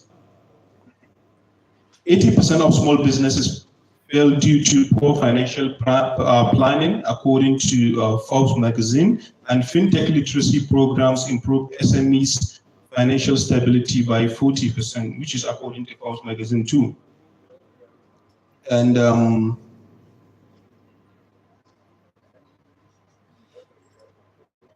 okay, move to the last slide. So this is the last slide, how SMEs can benefit from digital banking. You can start using digital banks. For example, right now, to be honest, I'm not, tarnishing the image of the conventional banks, but I don't deal with banks, conventional banks these days. I'd rather use banks that I can do everything from the comfort of my home, whether I'm in the kitchen or anywhere. I can be able to process everything, because right now it's easier for you to manage your time and do what's necessary with this digital banks like Kai app. And you need to educate your employees as an SME on financial literacy and digital tools. There are a lot of digital tools out there, and financial tools you can manage and leverage and use to help and improve business. And it reduces cash dependency and adopt digital-first financial solutions. Just like I told you while I was coming up, I don't need cash now. I know that wherever I go, I have either my ATM card or I can do a transfer. So I'm in a safe position as far as I'm concerned. And the next message is to policymakers and leaders. We should try as much as we can to foster regulations and to expand financial inclusion, support fintech partnerships to reach more underbanked businesses. And my final message is digital banking is a tool, and it's an economic lifeline for startups and SME. Sorry. So what we do at Kai app is trying to bank to unbanked. That's our mission. When a new bank comes out or a new digital bank comes out, we start from the top, right? Top-bottom approach. Or what we do is we start from the bottom-top approach. We try to capture the individuals that don't have access to this financial or digital tools and try to make sure that we bring them on board and try to show them the way and how they can progress with these new technological advancements. Because if we keep staying the way we are, we will be left behind. The world is moving forward, everything is shifting, everything. We have to move as quickly as possible to stay relevant. If we fold our arms and go back, then it's going to affect us drastically. Thank you so much for your time. Thank you very much. Well, Abubakar Sadiq Omar. That's the agent from Kai Microfinance Bank. Thank you for that wonderful session. I believe our audience have lots of questions, so they are still around. If there's anything, we're going to be having the break time where you have the opportunity to meet them and ask your questions, please. And also, before we move on, I'd like to remind our audience that most of us are still yet to subscribe to our ABU YouTube channel. Please, let's do that. We have the live session going on, and we can also share it with in our social media platforms so that other people will join and benefit from this very important event. Before I move on, I'd like to acknowledge the presence and welcome on board one of our guests, Engineer Isa Bello A. a member of American Society of Mechanical Engineers. Please, let's join our hands together to welcome him. Okay, you're welcome. So next, we have this individual that is going to come forward to talk to us about the future of digital connectivity, leveraging technology for business growth and financial inclusion. And this is no one but Awal Rafindai, the founder, CEO, BBGN Surf Technologies. Please put your hands together as a welcome on board.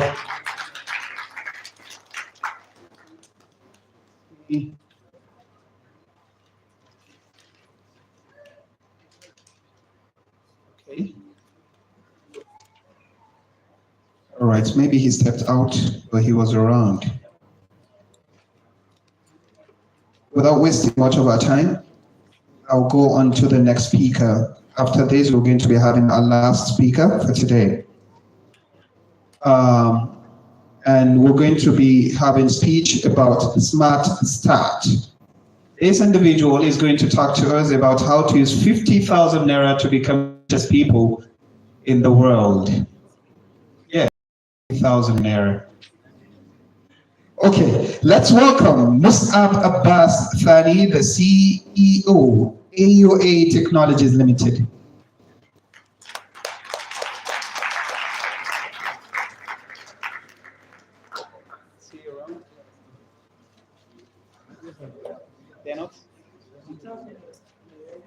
Okay.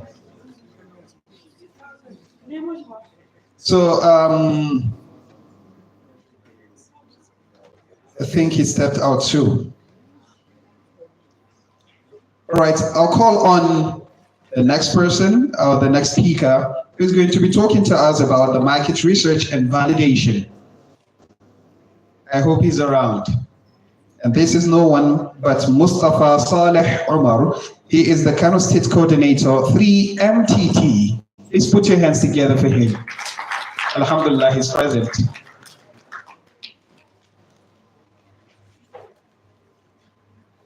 So those that have interest in marketing are young entrepreneurs. So we have someone to talk to us today. Please join your hands together for him one more time.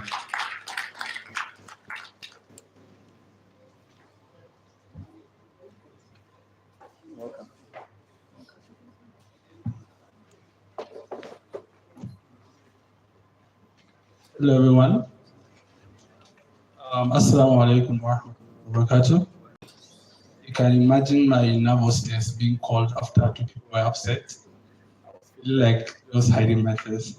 Well, I'm quite happy to be here. My name is Mustafa Umar, and before I proceed, I would just like to, and this is what Apostates are known for doing, we always want to show ourselves. I would like to mention that I graduated from this prestigious institution in the year 2019. So yes, I'm a wonderful Apostate. Thank you very much, everyone. So today I'm going to be speaking about market research and validation. While I was coming, I had our professors, people who have taught us, spoken a lot about technology, a word that we hear, I think, minimum of 10 times every day. Technology, technology, technology, technology. And unfortunately and very sadly, a lot of us are still yet to come to grasp to the extent of the opportunities that this technology have for us. But today, I think the MEC, while introducing me, he said I was the 3MTT coordinator for Kano State. Well, that is correct. I'm here standing on two shoes. My other portfolio is that I am a technical advisor, or let me say technical assistance coordinator for Sabo Capital. Sabo Capital is an investment management company that we invest in SMEs across secondary cities. So when we say secondary cities, we mean cities that are, for example, in Nigeria, outside Lagos and Abuja. And that is the reason why I'm standing here today. And my topic of discussion is going to borrow around the reasons why many businesses fail, or why many businesses do not stand the test of time. Most of our businesses today, particularly in northern Nigeria, Max, if you sit down and think about it, how many businesses do you know that start from Northern Nigeria? And again, let me just niche it down to tech businesses that have been able to pass the first, second, third, and fourth year. It will take you a long search, asking Google people eventually find out. And the reason why most of these things happen is two things. Number one is because either at the initial stage, there was what? Very little or insufficient research into the market you want to play into. Or while you start and you make good progress, you don't invest in research and eventually you fall out of the market. So basically, what I'm here to talk about today is just a way for entrepreneurs to understand the demands of the market they want to play in. And if I say market today, I don't mean summer market or AB community market or Sabongama. I mean the people you want to sell to. Whatever you're doing, whether you are in tech, whatever business you're doing, you are eventually doing it for some people to make use of it. Nobody produce something for only him to consume. The guys that are, and I'm happy I came after the guy from Kai. He made a presentation around SMEs, financial inclusion, digitalization, and stuff like that. Most of businesses we build today, right, we build it with the intention for others to use. We may be part of our own customers, but eventually, the people you want, you are building for others to use, not yourself, not your family. And today, with looking at businesses doing 10x, you also heard this word 10x.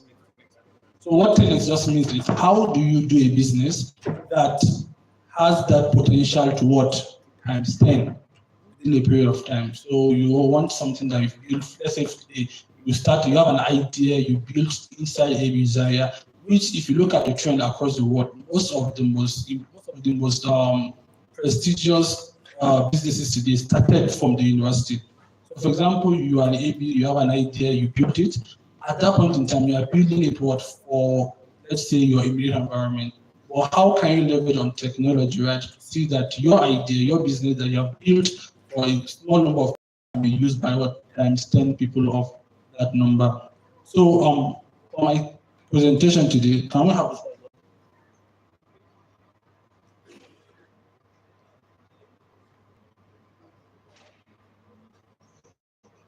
market research? Yeah. So basically, market research is just about understanding your customers' needs, your customers' pain points and preferences.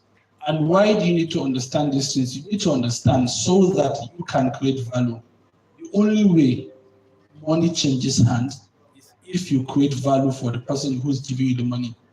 Nobody comes to the market and dash you money. Nobody comes outside to just give you money because you look beautiful, because you look handsome, or because you are tall, or because you are dark.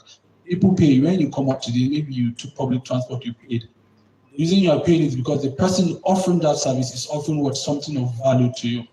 So eventually, what happens, why businesses struggle is because when we want to start businesses, we just start off head, or for reasons that are not businessly genuine, for you, for a lack of better word. So today you feel like you need another source of income. You look around, your friend is doing this, is doing that, is doing that. You feel, oh, if this guy is doing it, I can also do it. You don't know the story behind what he has done. You don't know the market, you don't know the potential, you don't know the cost. So you just go head up. And maybe sometimes you might work, you might start making money, but eventually, because you've not been able to build a good foundation, eventually what crash when you face challenges. So today, what we want to talk about, what are those things you need to know? What are those things you need to find out? What are those conversations you need to have with the people that you intend to build for? And another thing I'm going to mention before I continue is a lot of people think, oh, I'm building a business and everybody can be my customer. It's not possible. Even the most used apps today, there are people who don't care about them. Talk about today, maybe almost everybody here has either OPay, Money Point, but there are still people that do not want OPay. I'm one of them. I don't like OPay. I will open my phone. So again, what we need to understand is whatever we want to venture into, there has to be a particular set of people that we're looking for. And today we're going to talk about this. So basically, when you're doing market research, it's like you're having a conversation with your customers of the future. People that you want to buy your product, understanding what do they need. If I build a solution, is not going to fit into it. they like it, are they willing to pay money for it? Because there are solutions that, yes, you can make it, people want to use it, but people might not be ready to pay for it. People might want to use it for free, people might not want to pay money to use. For example, a lot of us here do digital marketing, we sell stuff online, we post on Facebook or Instagram, but when they say pay money and have it being marketed to a lot of people, people don't want to pay. Right. So again, even those who are giving you that platform have done their research and they've understood customers they are working with. So secondly, why should we care about market research, right? You and AB Zaria in the past 5 to 6 years. When OPE came to AB, OPE didn't come as a financial application. OPE came as a bicycle. I'm sure some of you know that. But do we have those bicycles here today? They're not here. And if you look carefully, if you're able to do analysis of what happened from when they came to when they ended, you find out that either there is a default in the product they brought or it doesn't fit the market they brought it into. So eventually it will not, there won't be sustainability. But today, they've been through again. So market, we have 3 types of innovation. We have efficiency innovation, we have market creating innovation. So a lot of companies today that have stood the test of time, companies that have done 10, 15 years, you see that there's a clear difference between the products they were selling 10 years ago and what they are selling today, and how they are able to navigate these times to stay in businesses. Because after they're being successful, even when they are selling and they're making money, they always do research to either capture more markets or make their product more efficient, or make the same product but at a lower cost. That's why today you have things we know before that are only one. Maybe let's say Maltina today, you have Maltina that has various flavors. Because they've been able to understand that there are people who will want their Maltina to be in a different flavor. And this is how companies stay in business. Big companies today spend millions of naira on just research on you and myself. A lot of times you see people, sometimes they do it in form of promo, or in form of just on the app, just click something, do you want this, or feedback. So yes, they find ways to market research, even though they are already successful. Also, if you do proper market research, it saves you time and money along the line. And it helps you to focus on who are your real customers. Because everyone who can, today, people in this hall today, I can come and ask you the same question, but everybody has different answers. You're able to cluster people who you feel align the product you are selling, and you'll be able to focus on them. When it comes to marketing, you spend money on marketing to the right audience. So you're not doing testing anymore, you're not doing trial and error. You've understood who are your target audience and who it is meant for. For example, today, we have on social media, if you take social media for example today, everybody have their own taste for social media. If you go to the rural areas, they are mostly on Facebook. I'm not saying we don't have people there who are on Instagram, but the majority of them are on Facebook. If you go to the south or the east, they don't even care about Facebook, most of them. They are on Instagram. So the reason why I'm giving this example is for you to understand who are we building for, and the reason why I and you can be using Facebook, we're going to be getting different type of advertisement on our phone. That's the reason why you should care about time, money, and effort long term. And then eventually it helps you to build loyalty and trust with your audience. So for example, let's say you have a colleague or a friend that wants to start a business and he comes and sits down with you, say, hey, I want to build or I want to start a small business, right? And I need your input. He just asks you questions around, okay, what are your experience with Zobo vendors currently? How do you get your Zobo? What taste it is? And eventually, after getting this feedback, that particular person of yours eventually starts their Zobo brand. Because of the fact that they have spoken to you before then, they kind of has built an automatic relationship where you will not be able to patronize somebody else but them, except if they have been able to build a product. So digging deeper, so we have a framework for market research. And they say for you to understand a problem beyond its surface level, you need to ask why 5 times. You need to ask why 5 times. Because most times, if you ask somebody, why did this happen? They give an answer, right? The answer they give you at that instance, it does not really capture the actual reason why that particular thing happened. For example, if you say why did I didn't come here on time, I came on 11. If you ask me why did I come late, I can give you an answer. Maybe I didn't take my breakfast early, maybe I didn't have a cab early, but that does not give the answer. Or if you're trying to solve my problem for me to come early next time, the first question I give, the first answer I give is not going to give you the insight you. So if you need to dig deeper, so I think there's an example I have here just to explain this point, where, for example, the guys that are building tie-up, they're talking about financial inclusion, the challenges with banks and all of that. So you can, maybe if in their own line of market research, they may want to talk to customers who are currently going to banks and say, hey, what is your experience with banks? Somebody can say, I'm frustrated with the long waiting time at checkout, which is actually a very real problem. But that again does not give you enough insight to build the solution they want, because it's not about just staying in line. What if staying in line gives him value? There are some people that, again, even in this generation that we are, there are some people that no matter how many they'll access bank, they will never leave their conventional banks. Why? Because part of different customers, which is the reason why even those banks we're talking about today, they are innovating. Because they now have competition that they have to find a way to retain the customers that have already shown loyalty to them. Where I am today is because I have to go to the bank and spend long queues. We are going to take that answer alone as the insight. So much who must help you stay in line. Does that solve the problem? It does solve the problem, but that is not the person's problem. So you have to dig deeper. Why does he not want to stay in line? Maybe he has health, right? Maybe he's a very busy person. Now you can see how I'm trying to divide from just this two steps. I've been able to create two different customer personas. People that have health issues cannot stay long queues. People that are busy professionals don't have the time to come and stay in long queue. So you as an innovator, when you're building a solution, you cannot build one solution for these two people to eventually interact with many founders.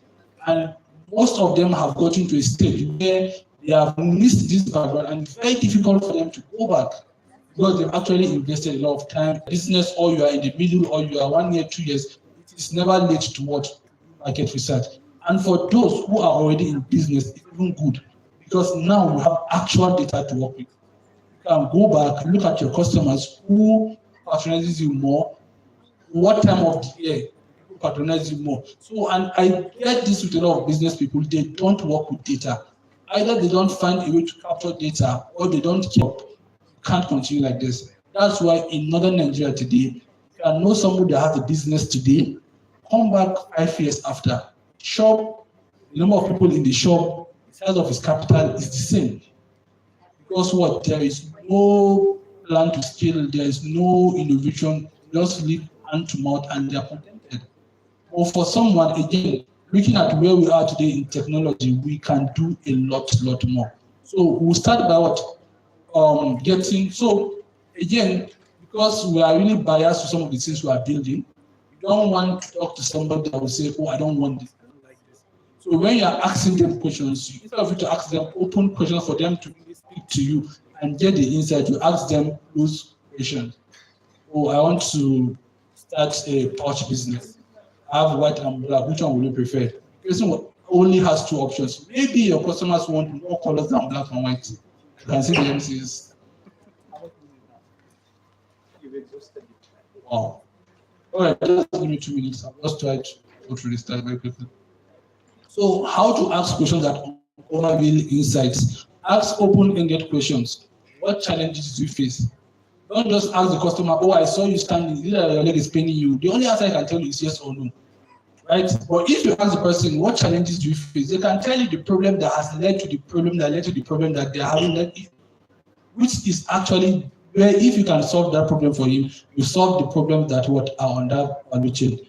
Problem questions, just again, very key point is ask open-ended question, whatever those questions may be. Have a conversation with your customers, even those who are already in business. Next is steps to conduct market research. Define a target audience. Like I said, we always want to do something that I want everybody to come on back. Let me just give an example of what a target audience can be.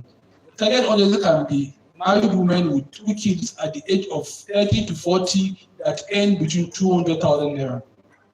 That is what an exact target audience. So if you are building, you are building for this category of people until you find a solution for them before you start thinking of what scaling up other customer personas. Then also as a business, it's very important for you to do SWOT analysis, an analysis that finds a way to map you with your competition. Then common pitfalls to avoid. This is very important. Do not assume. Even if you have a strong assumption, still go and confirm if your assumption is true or not. And finally, I think these are our key takeaways. Market research is about listening to your customers. Don't argue. Do not argue. Maybe the guy from Kai App can come to me and say, "Oh, I'm doing this, I'm doing this." I'm like, "This is rubbish." Don't get mad and say, "You don't know what you're doing." Okay, hi, but whatever. Talk to me. Try to understand where I'm coming from. Until you understand that, then even if your solution is not meant for me, you can now find a way to add either features that will accommodate people like me. You understand? Use the 5 whys, ask the right questions, and validate your ideas before building. Thank you very much. Thank you so very much.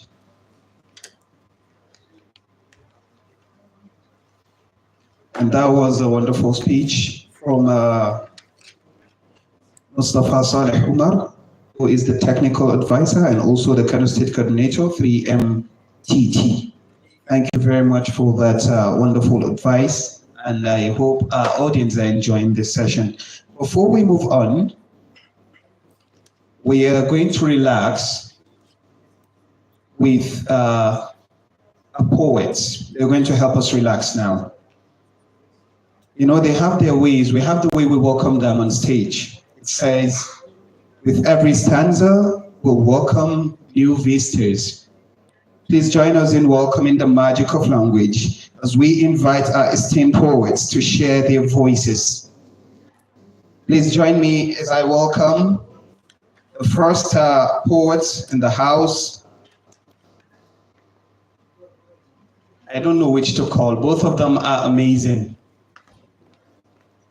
Is it Sharubutu or Hidayat?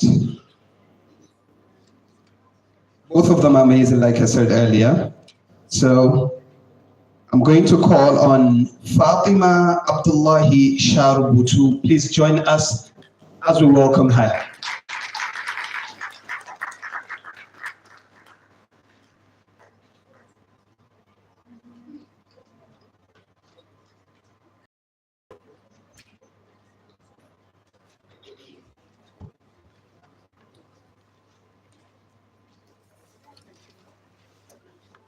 Good morning once again, here with you at the beginning of the event. I'm Fatima Abdullahi Sharubutu, who people always know me as Fatima Najla, and I'm the creative director for Upscale. Today, since this program is for Moenganta, I'm standing in front of you to lay my poem in Hausa with little English. The title, Matsayar Yau Fresh, Hauhawa yake ba sassauci. Fargabarmu yaushe sauki zai iso. Kuɗin makaranta, biyansa sai an haɗa da tambaya tamkar roƙo. Rogo ba kamar rake ba, shinkafa da duwatsu. Shin yaushe sauki zai iso domin ciki. Albishirinku masu fasaha, kimiyya ta zo da limana. Kawai tunaninmu ya kamata mu sauya. Hankalinku ba a romun. Buɗe idanunka, ke ma buɗe idanunki. Zagaye gare ku damarmaki sai wanda kuka zaɓa. Zaɓi ɗaya tal, amma ba mai rugujewa ba. Who told you grow comes at low? It is grow till you grow. As the old stays at night, won't you stand to bloom? Haɗa ilimi da fasaha lamuni, tushen bishiya zama daren kori ba aiki banko. Amfanin ilimi aiki da shi. Matsalar mu a yau tana tafe da tsirar gobenmu a nan gaba. Yin aiki mai ci gaba ɓullewar burkas ciccika. Matsayarmu a yau hawayen matsalar gobenmu ta warware. Muna fatan gobenmu a ƙarshe haske mai yalwaci. I stand still as Fatima Abdullahi Sharabutu, who's always known as Fatima Najla. Thank you.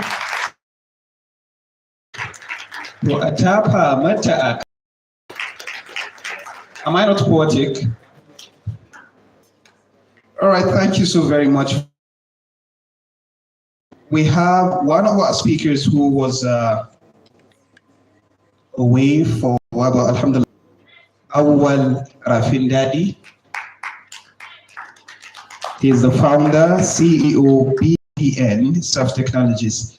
So you're going to come forward to talk to us about.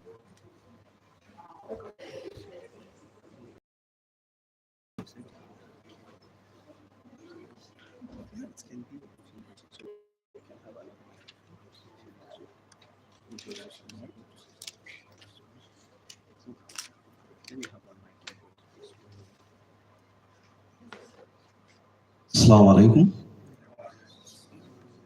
Good morning, good afternoon. My name is Awal Abdulmumin Rafindadi, the founder, CEO of BPN Self Technologies. Over the years, we often find our businesses missing the road to success because we lack technology inclusion.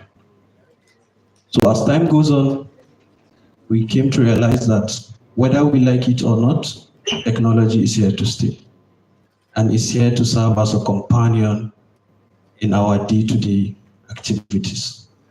So it's either we adopt or we shift for people to engage. I will start with a story.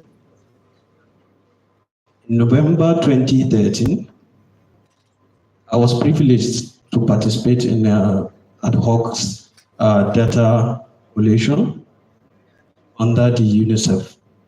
So after the data collection, data analysis, and I realized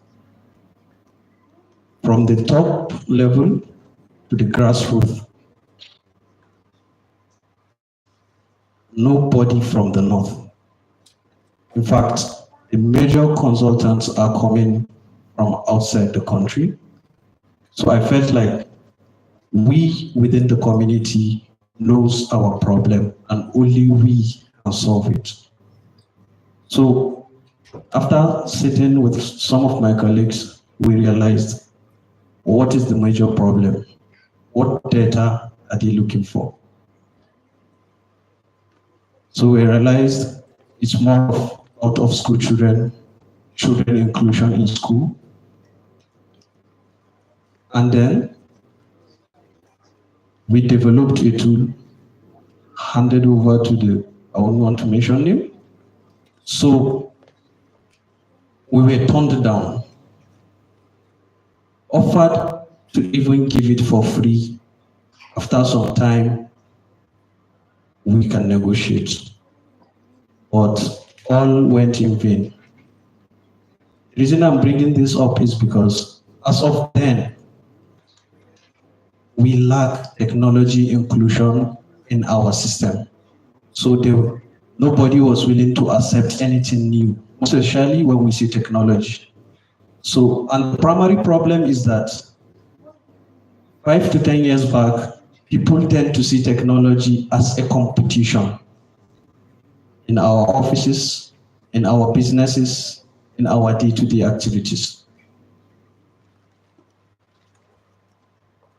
When you provide, I'm talking to the young techs now, when you think of a solution and you meet the people or your target audience, as of then, you are not even battling on how to present the solution, you are battling on how to convince the audience to think technology and even look at it. So fast forward to 2015, we same solution pitched it, and still there was no success. And 2019, 2020, there comes COVID. COVID came in two ways. It came as a problem, and it also came as an eye-opener for us to whether we like it or not, adopt technology. From 2019 to 2022, the country data states that there is increase in technology adoption in Nigeria by 42%. So during the COVID, there was a program initiated to keep children in school called Rana. So while sitting at home, I just realized rather than radio lectures, radio lessons, or this teacher standing doing demonstration, I said, okay, the major target is primary 1 to 6. What is their favorite thing to watch?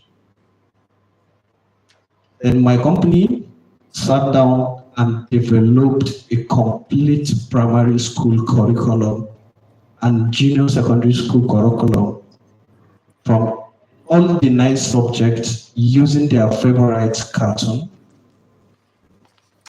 And we just published online free for them to watch. March 2022, on 14th, I got a call. Am I speaking to so? I said, yes. Please. The word please, I need to speak with you urgently. I said, fine. Come to Abuja, can you? I said, fine. Ladies and gentlemen, I'm talking about this because I want to tell you the power of consistency, the power of patience, most especially when it comes to technology. We've been doing all of these things from 2010, but a breakthrough came 2022. That's 12 years. We've been indoors, silenced for 12 years, but believe me, by the year 2022, we had the biggest content in the country, followed by staff in providing technology inclusion. Secondly, the system I offered to a particular community for free to track out of school children ended up having 19 states on it, with over 8 million children having live attendance and tracking out of school children currently. So the reason why I'm bringing this up is just to show you the power of consistency, leveraging on technology, and thinking of how to solve the problems around you using technology. I just came in late, but hearing a wonderful presentation regarding the financial sector from the previous presenter. A few years back, when there was nothing like microfinance or mobile money operators, transaction was hectic, having problems of all sorts. But there are people that put their trust more on these mobile money operators, microfinance bank, than even actual banks presently. Why? Technology. Globally, we have 5 billion connection in terms of mobile technology. And then businesses, jobs in technology sector is just like an ocean. You can never count the fishes, right? And then you don't start today and expect to have a shark tomorrow. You have to start somewhere. You have to start somewhere, and you have to think locally. you have to think locally. First, start by thinking of how to solve the problem around you. Let's say around your community, around your local government, around your state, around your country, then you go global. You cannot be in Nigeria and thinking of how to solve a climate happening in Russia. You might need it, but how are you going to sell it? That's the problem.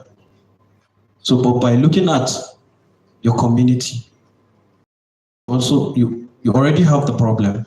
What you need is the solution. And I might have a solution, we might have billions of solutions, but are they targeting the right community, or are they targeting the right problem? Things we need to look at, 1,000 naira. The first thing you do, the person you are selling to is looking at the money. But you, your own job is not just to sell the water, give him the value. For example, I gave you a bottle of water, please buy this for 1,000 naira, and you said why? When it just costs 200. You are selling the value, right? You said, okay, this is the Zamzam water, which is really which comes from Saudi directly, and it has this health benefit, it has this. So you are picking the person's attention to move away from the 1,000 he's paying. He's now looking at the value he is getting when he pays 1,000 naira. So this is what we tend not to look at when it comes to selling a product, whether in technology, wherever that's the problem we are having. So I just have this one or two things to say, because this is just a prompt too. Dear young techs, there's money in technology beyond your imagination. Even the world richest elites now are moving from wherever they are to technology. The first 10 richest people in the world have ventured into technology. So what you need is two things: patience, consistency, and hard work. You might not sell out today, you might not sell out tomorrow, but definitely you will sell out when you have the right product. So whatever you do, think innovation, which I got from my mentor, not just education, but quality education. So not just innovation. Think innovation. Same word, right? But when I say think innovation, is think solution. Think problem solver. We have billions of solutions floating everywhere. But are they targeting the right problem? Are you targeting the right market? Are you selling to the right audience? No, you are not. So I will leave with this. Please, whatever you do, have those three things. Put the hard work, think technology, and put the consistency. I'm a living testimony. So thank you very much. And thank you for your time. Thank you very much, sir. Hard work, technology, and consistency solves it all. Please, can we appreciate him one more time? He is the founder, CEO, DG, and Surf Technologies. Thank you for that wonderful piece of advice. It's about time we go and take our lunch. As far as I'm concerned, I'm starving already. Yes, the English is escaping, so we're supposed to go and take our lunch. But before then, I'm going to dedicate 5 minutes to one of our guests to come up on stage and talk to us about Smeden. And this is no one but Abdullahi Yusuf. He is the zonal coordinator of Smeden. He's going to talk to us 5 minutes, inshallah. Welcome, sir.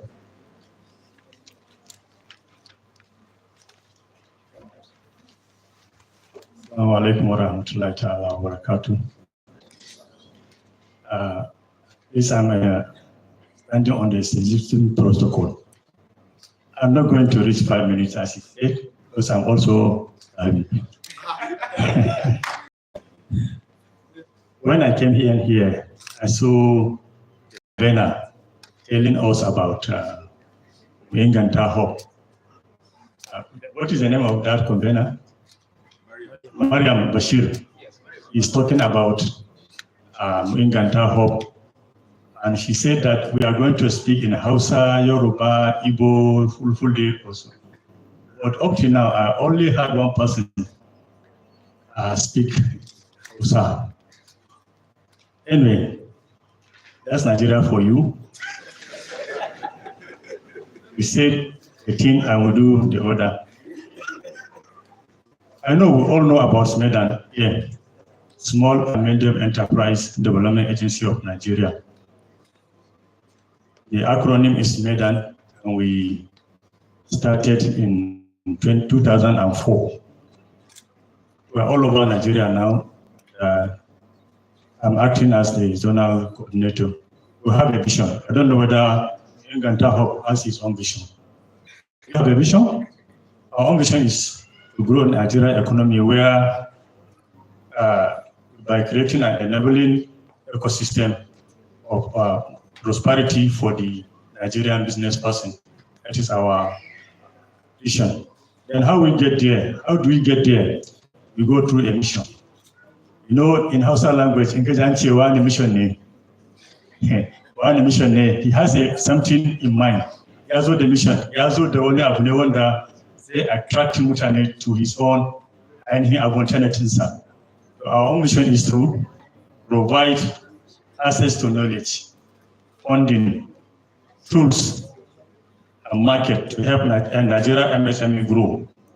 We are here to help them think big. To think big, start small and prosper.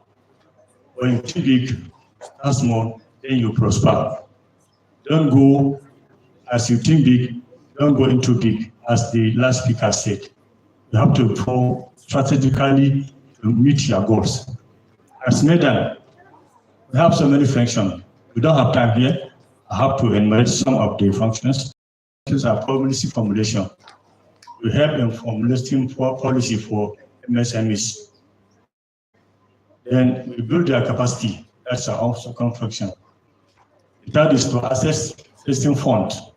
How do you get funds to start my business? How do I get funds to grow my business? It's all is there in SMEDAN. Market access. You may produce a product, but you don't have a market. Come to SMEDAN, you find a solution.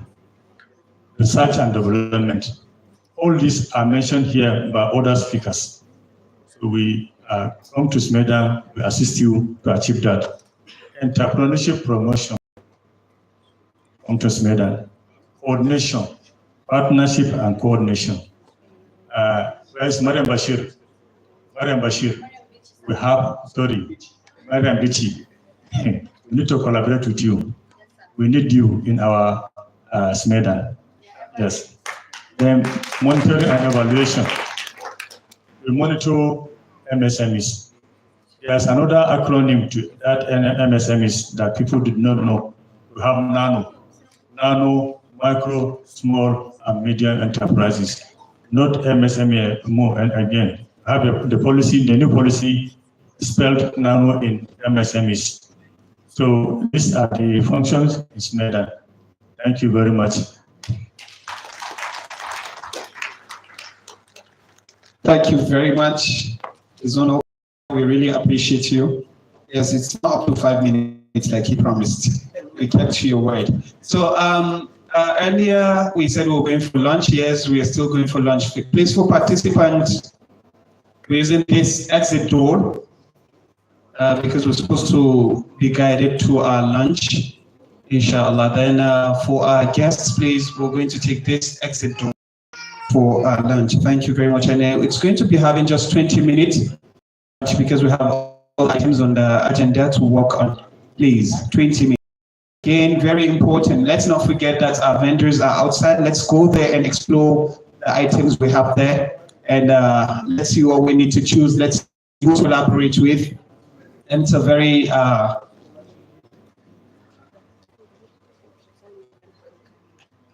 so this is the best time to also network. We're going to be having time when we go downstairs to meet the vendors. And please, let's use this opportunity to network. The person sitting next to you might also be a CEO of a particular, enterprise you don't know. So please, let's start networking even from here and also meet the vendors downstairs. Thank you very much for your time. Let's please converge back after 20 minutes. Okay, please, sorry, calm down. Okay. I still want to remind us that Kai Microfinance Bank is downstairs. We have a lot of offers, and then it's your new application. In crypto, so part of our packages, but not now. You can trade your coins and whatever, but the future on the app is almost getting ready. It's an app where your phone number is also your account number. Yes, I know you all have other accounts, but we have special packages for students, SMEs, and all of that.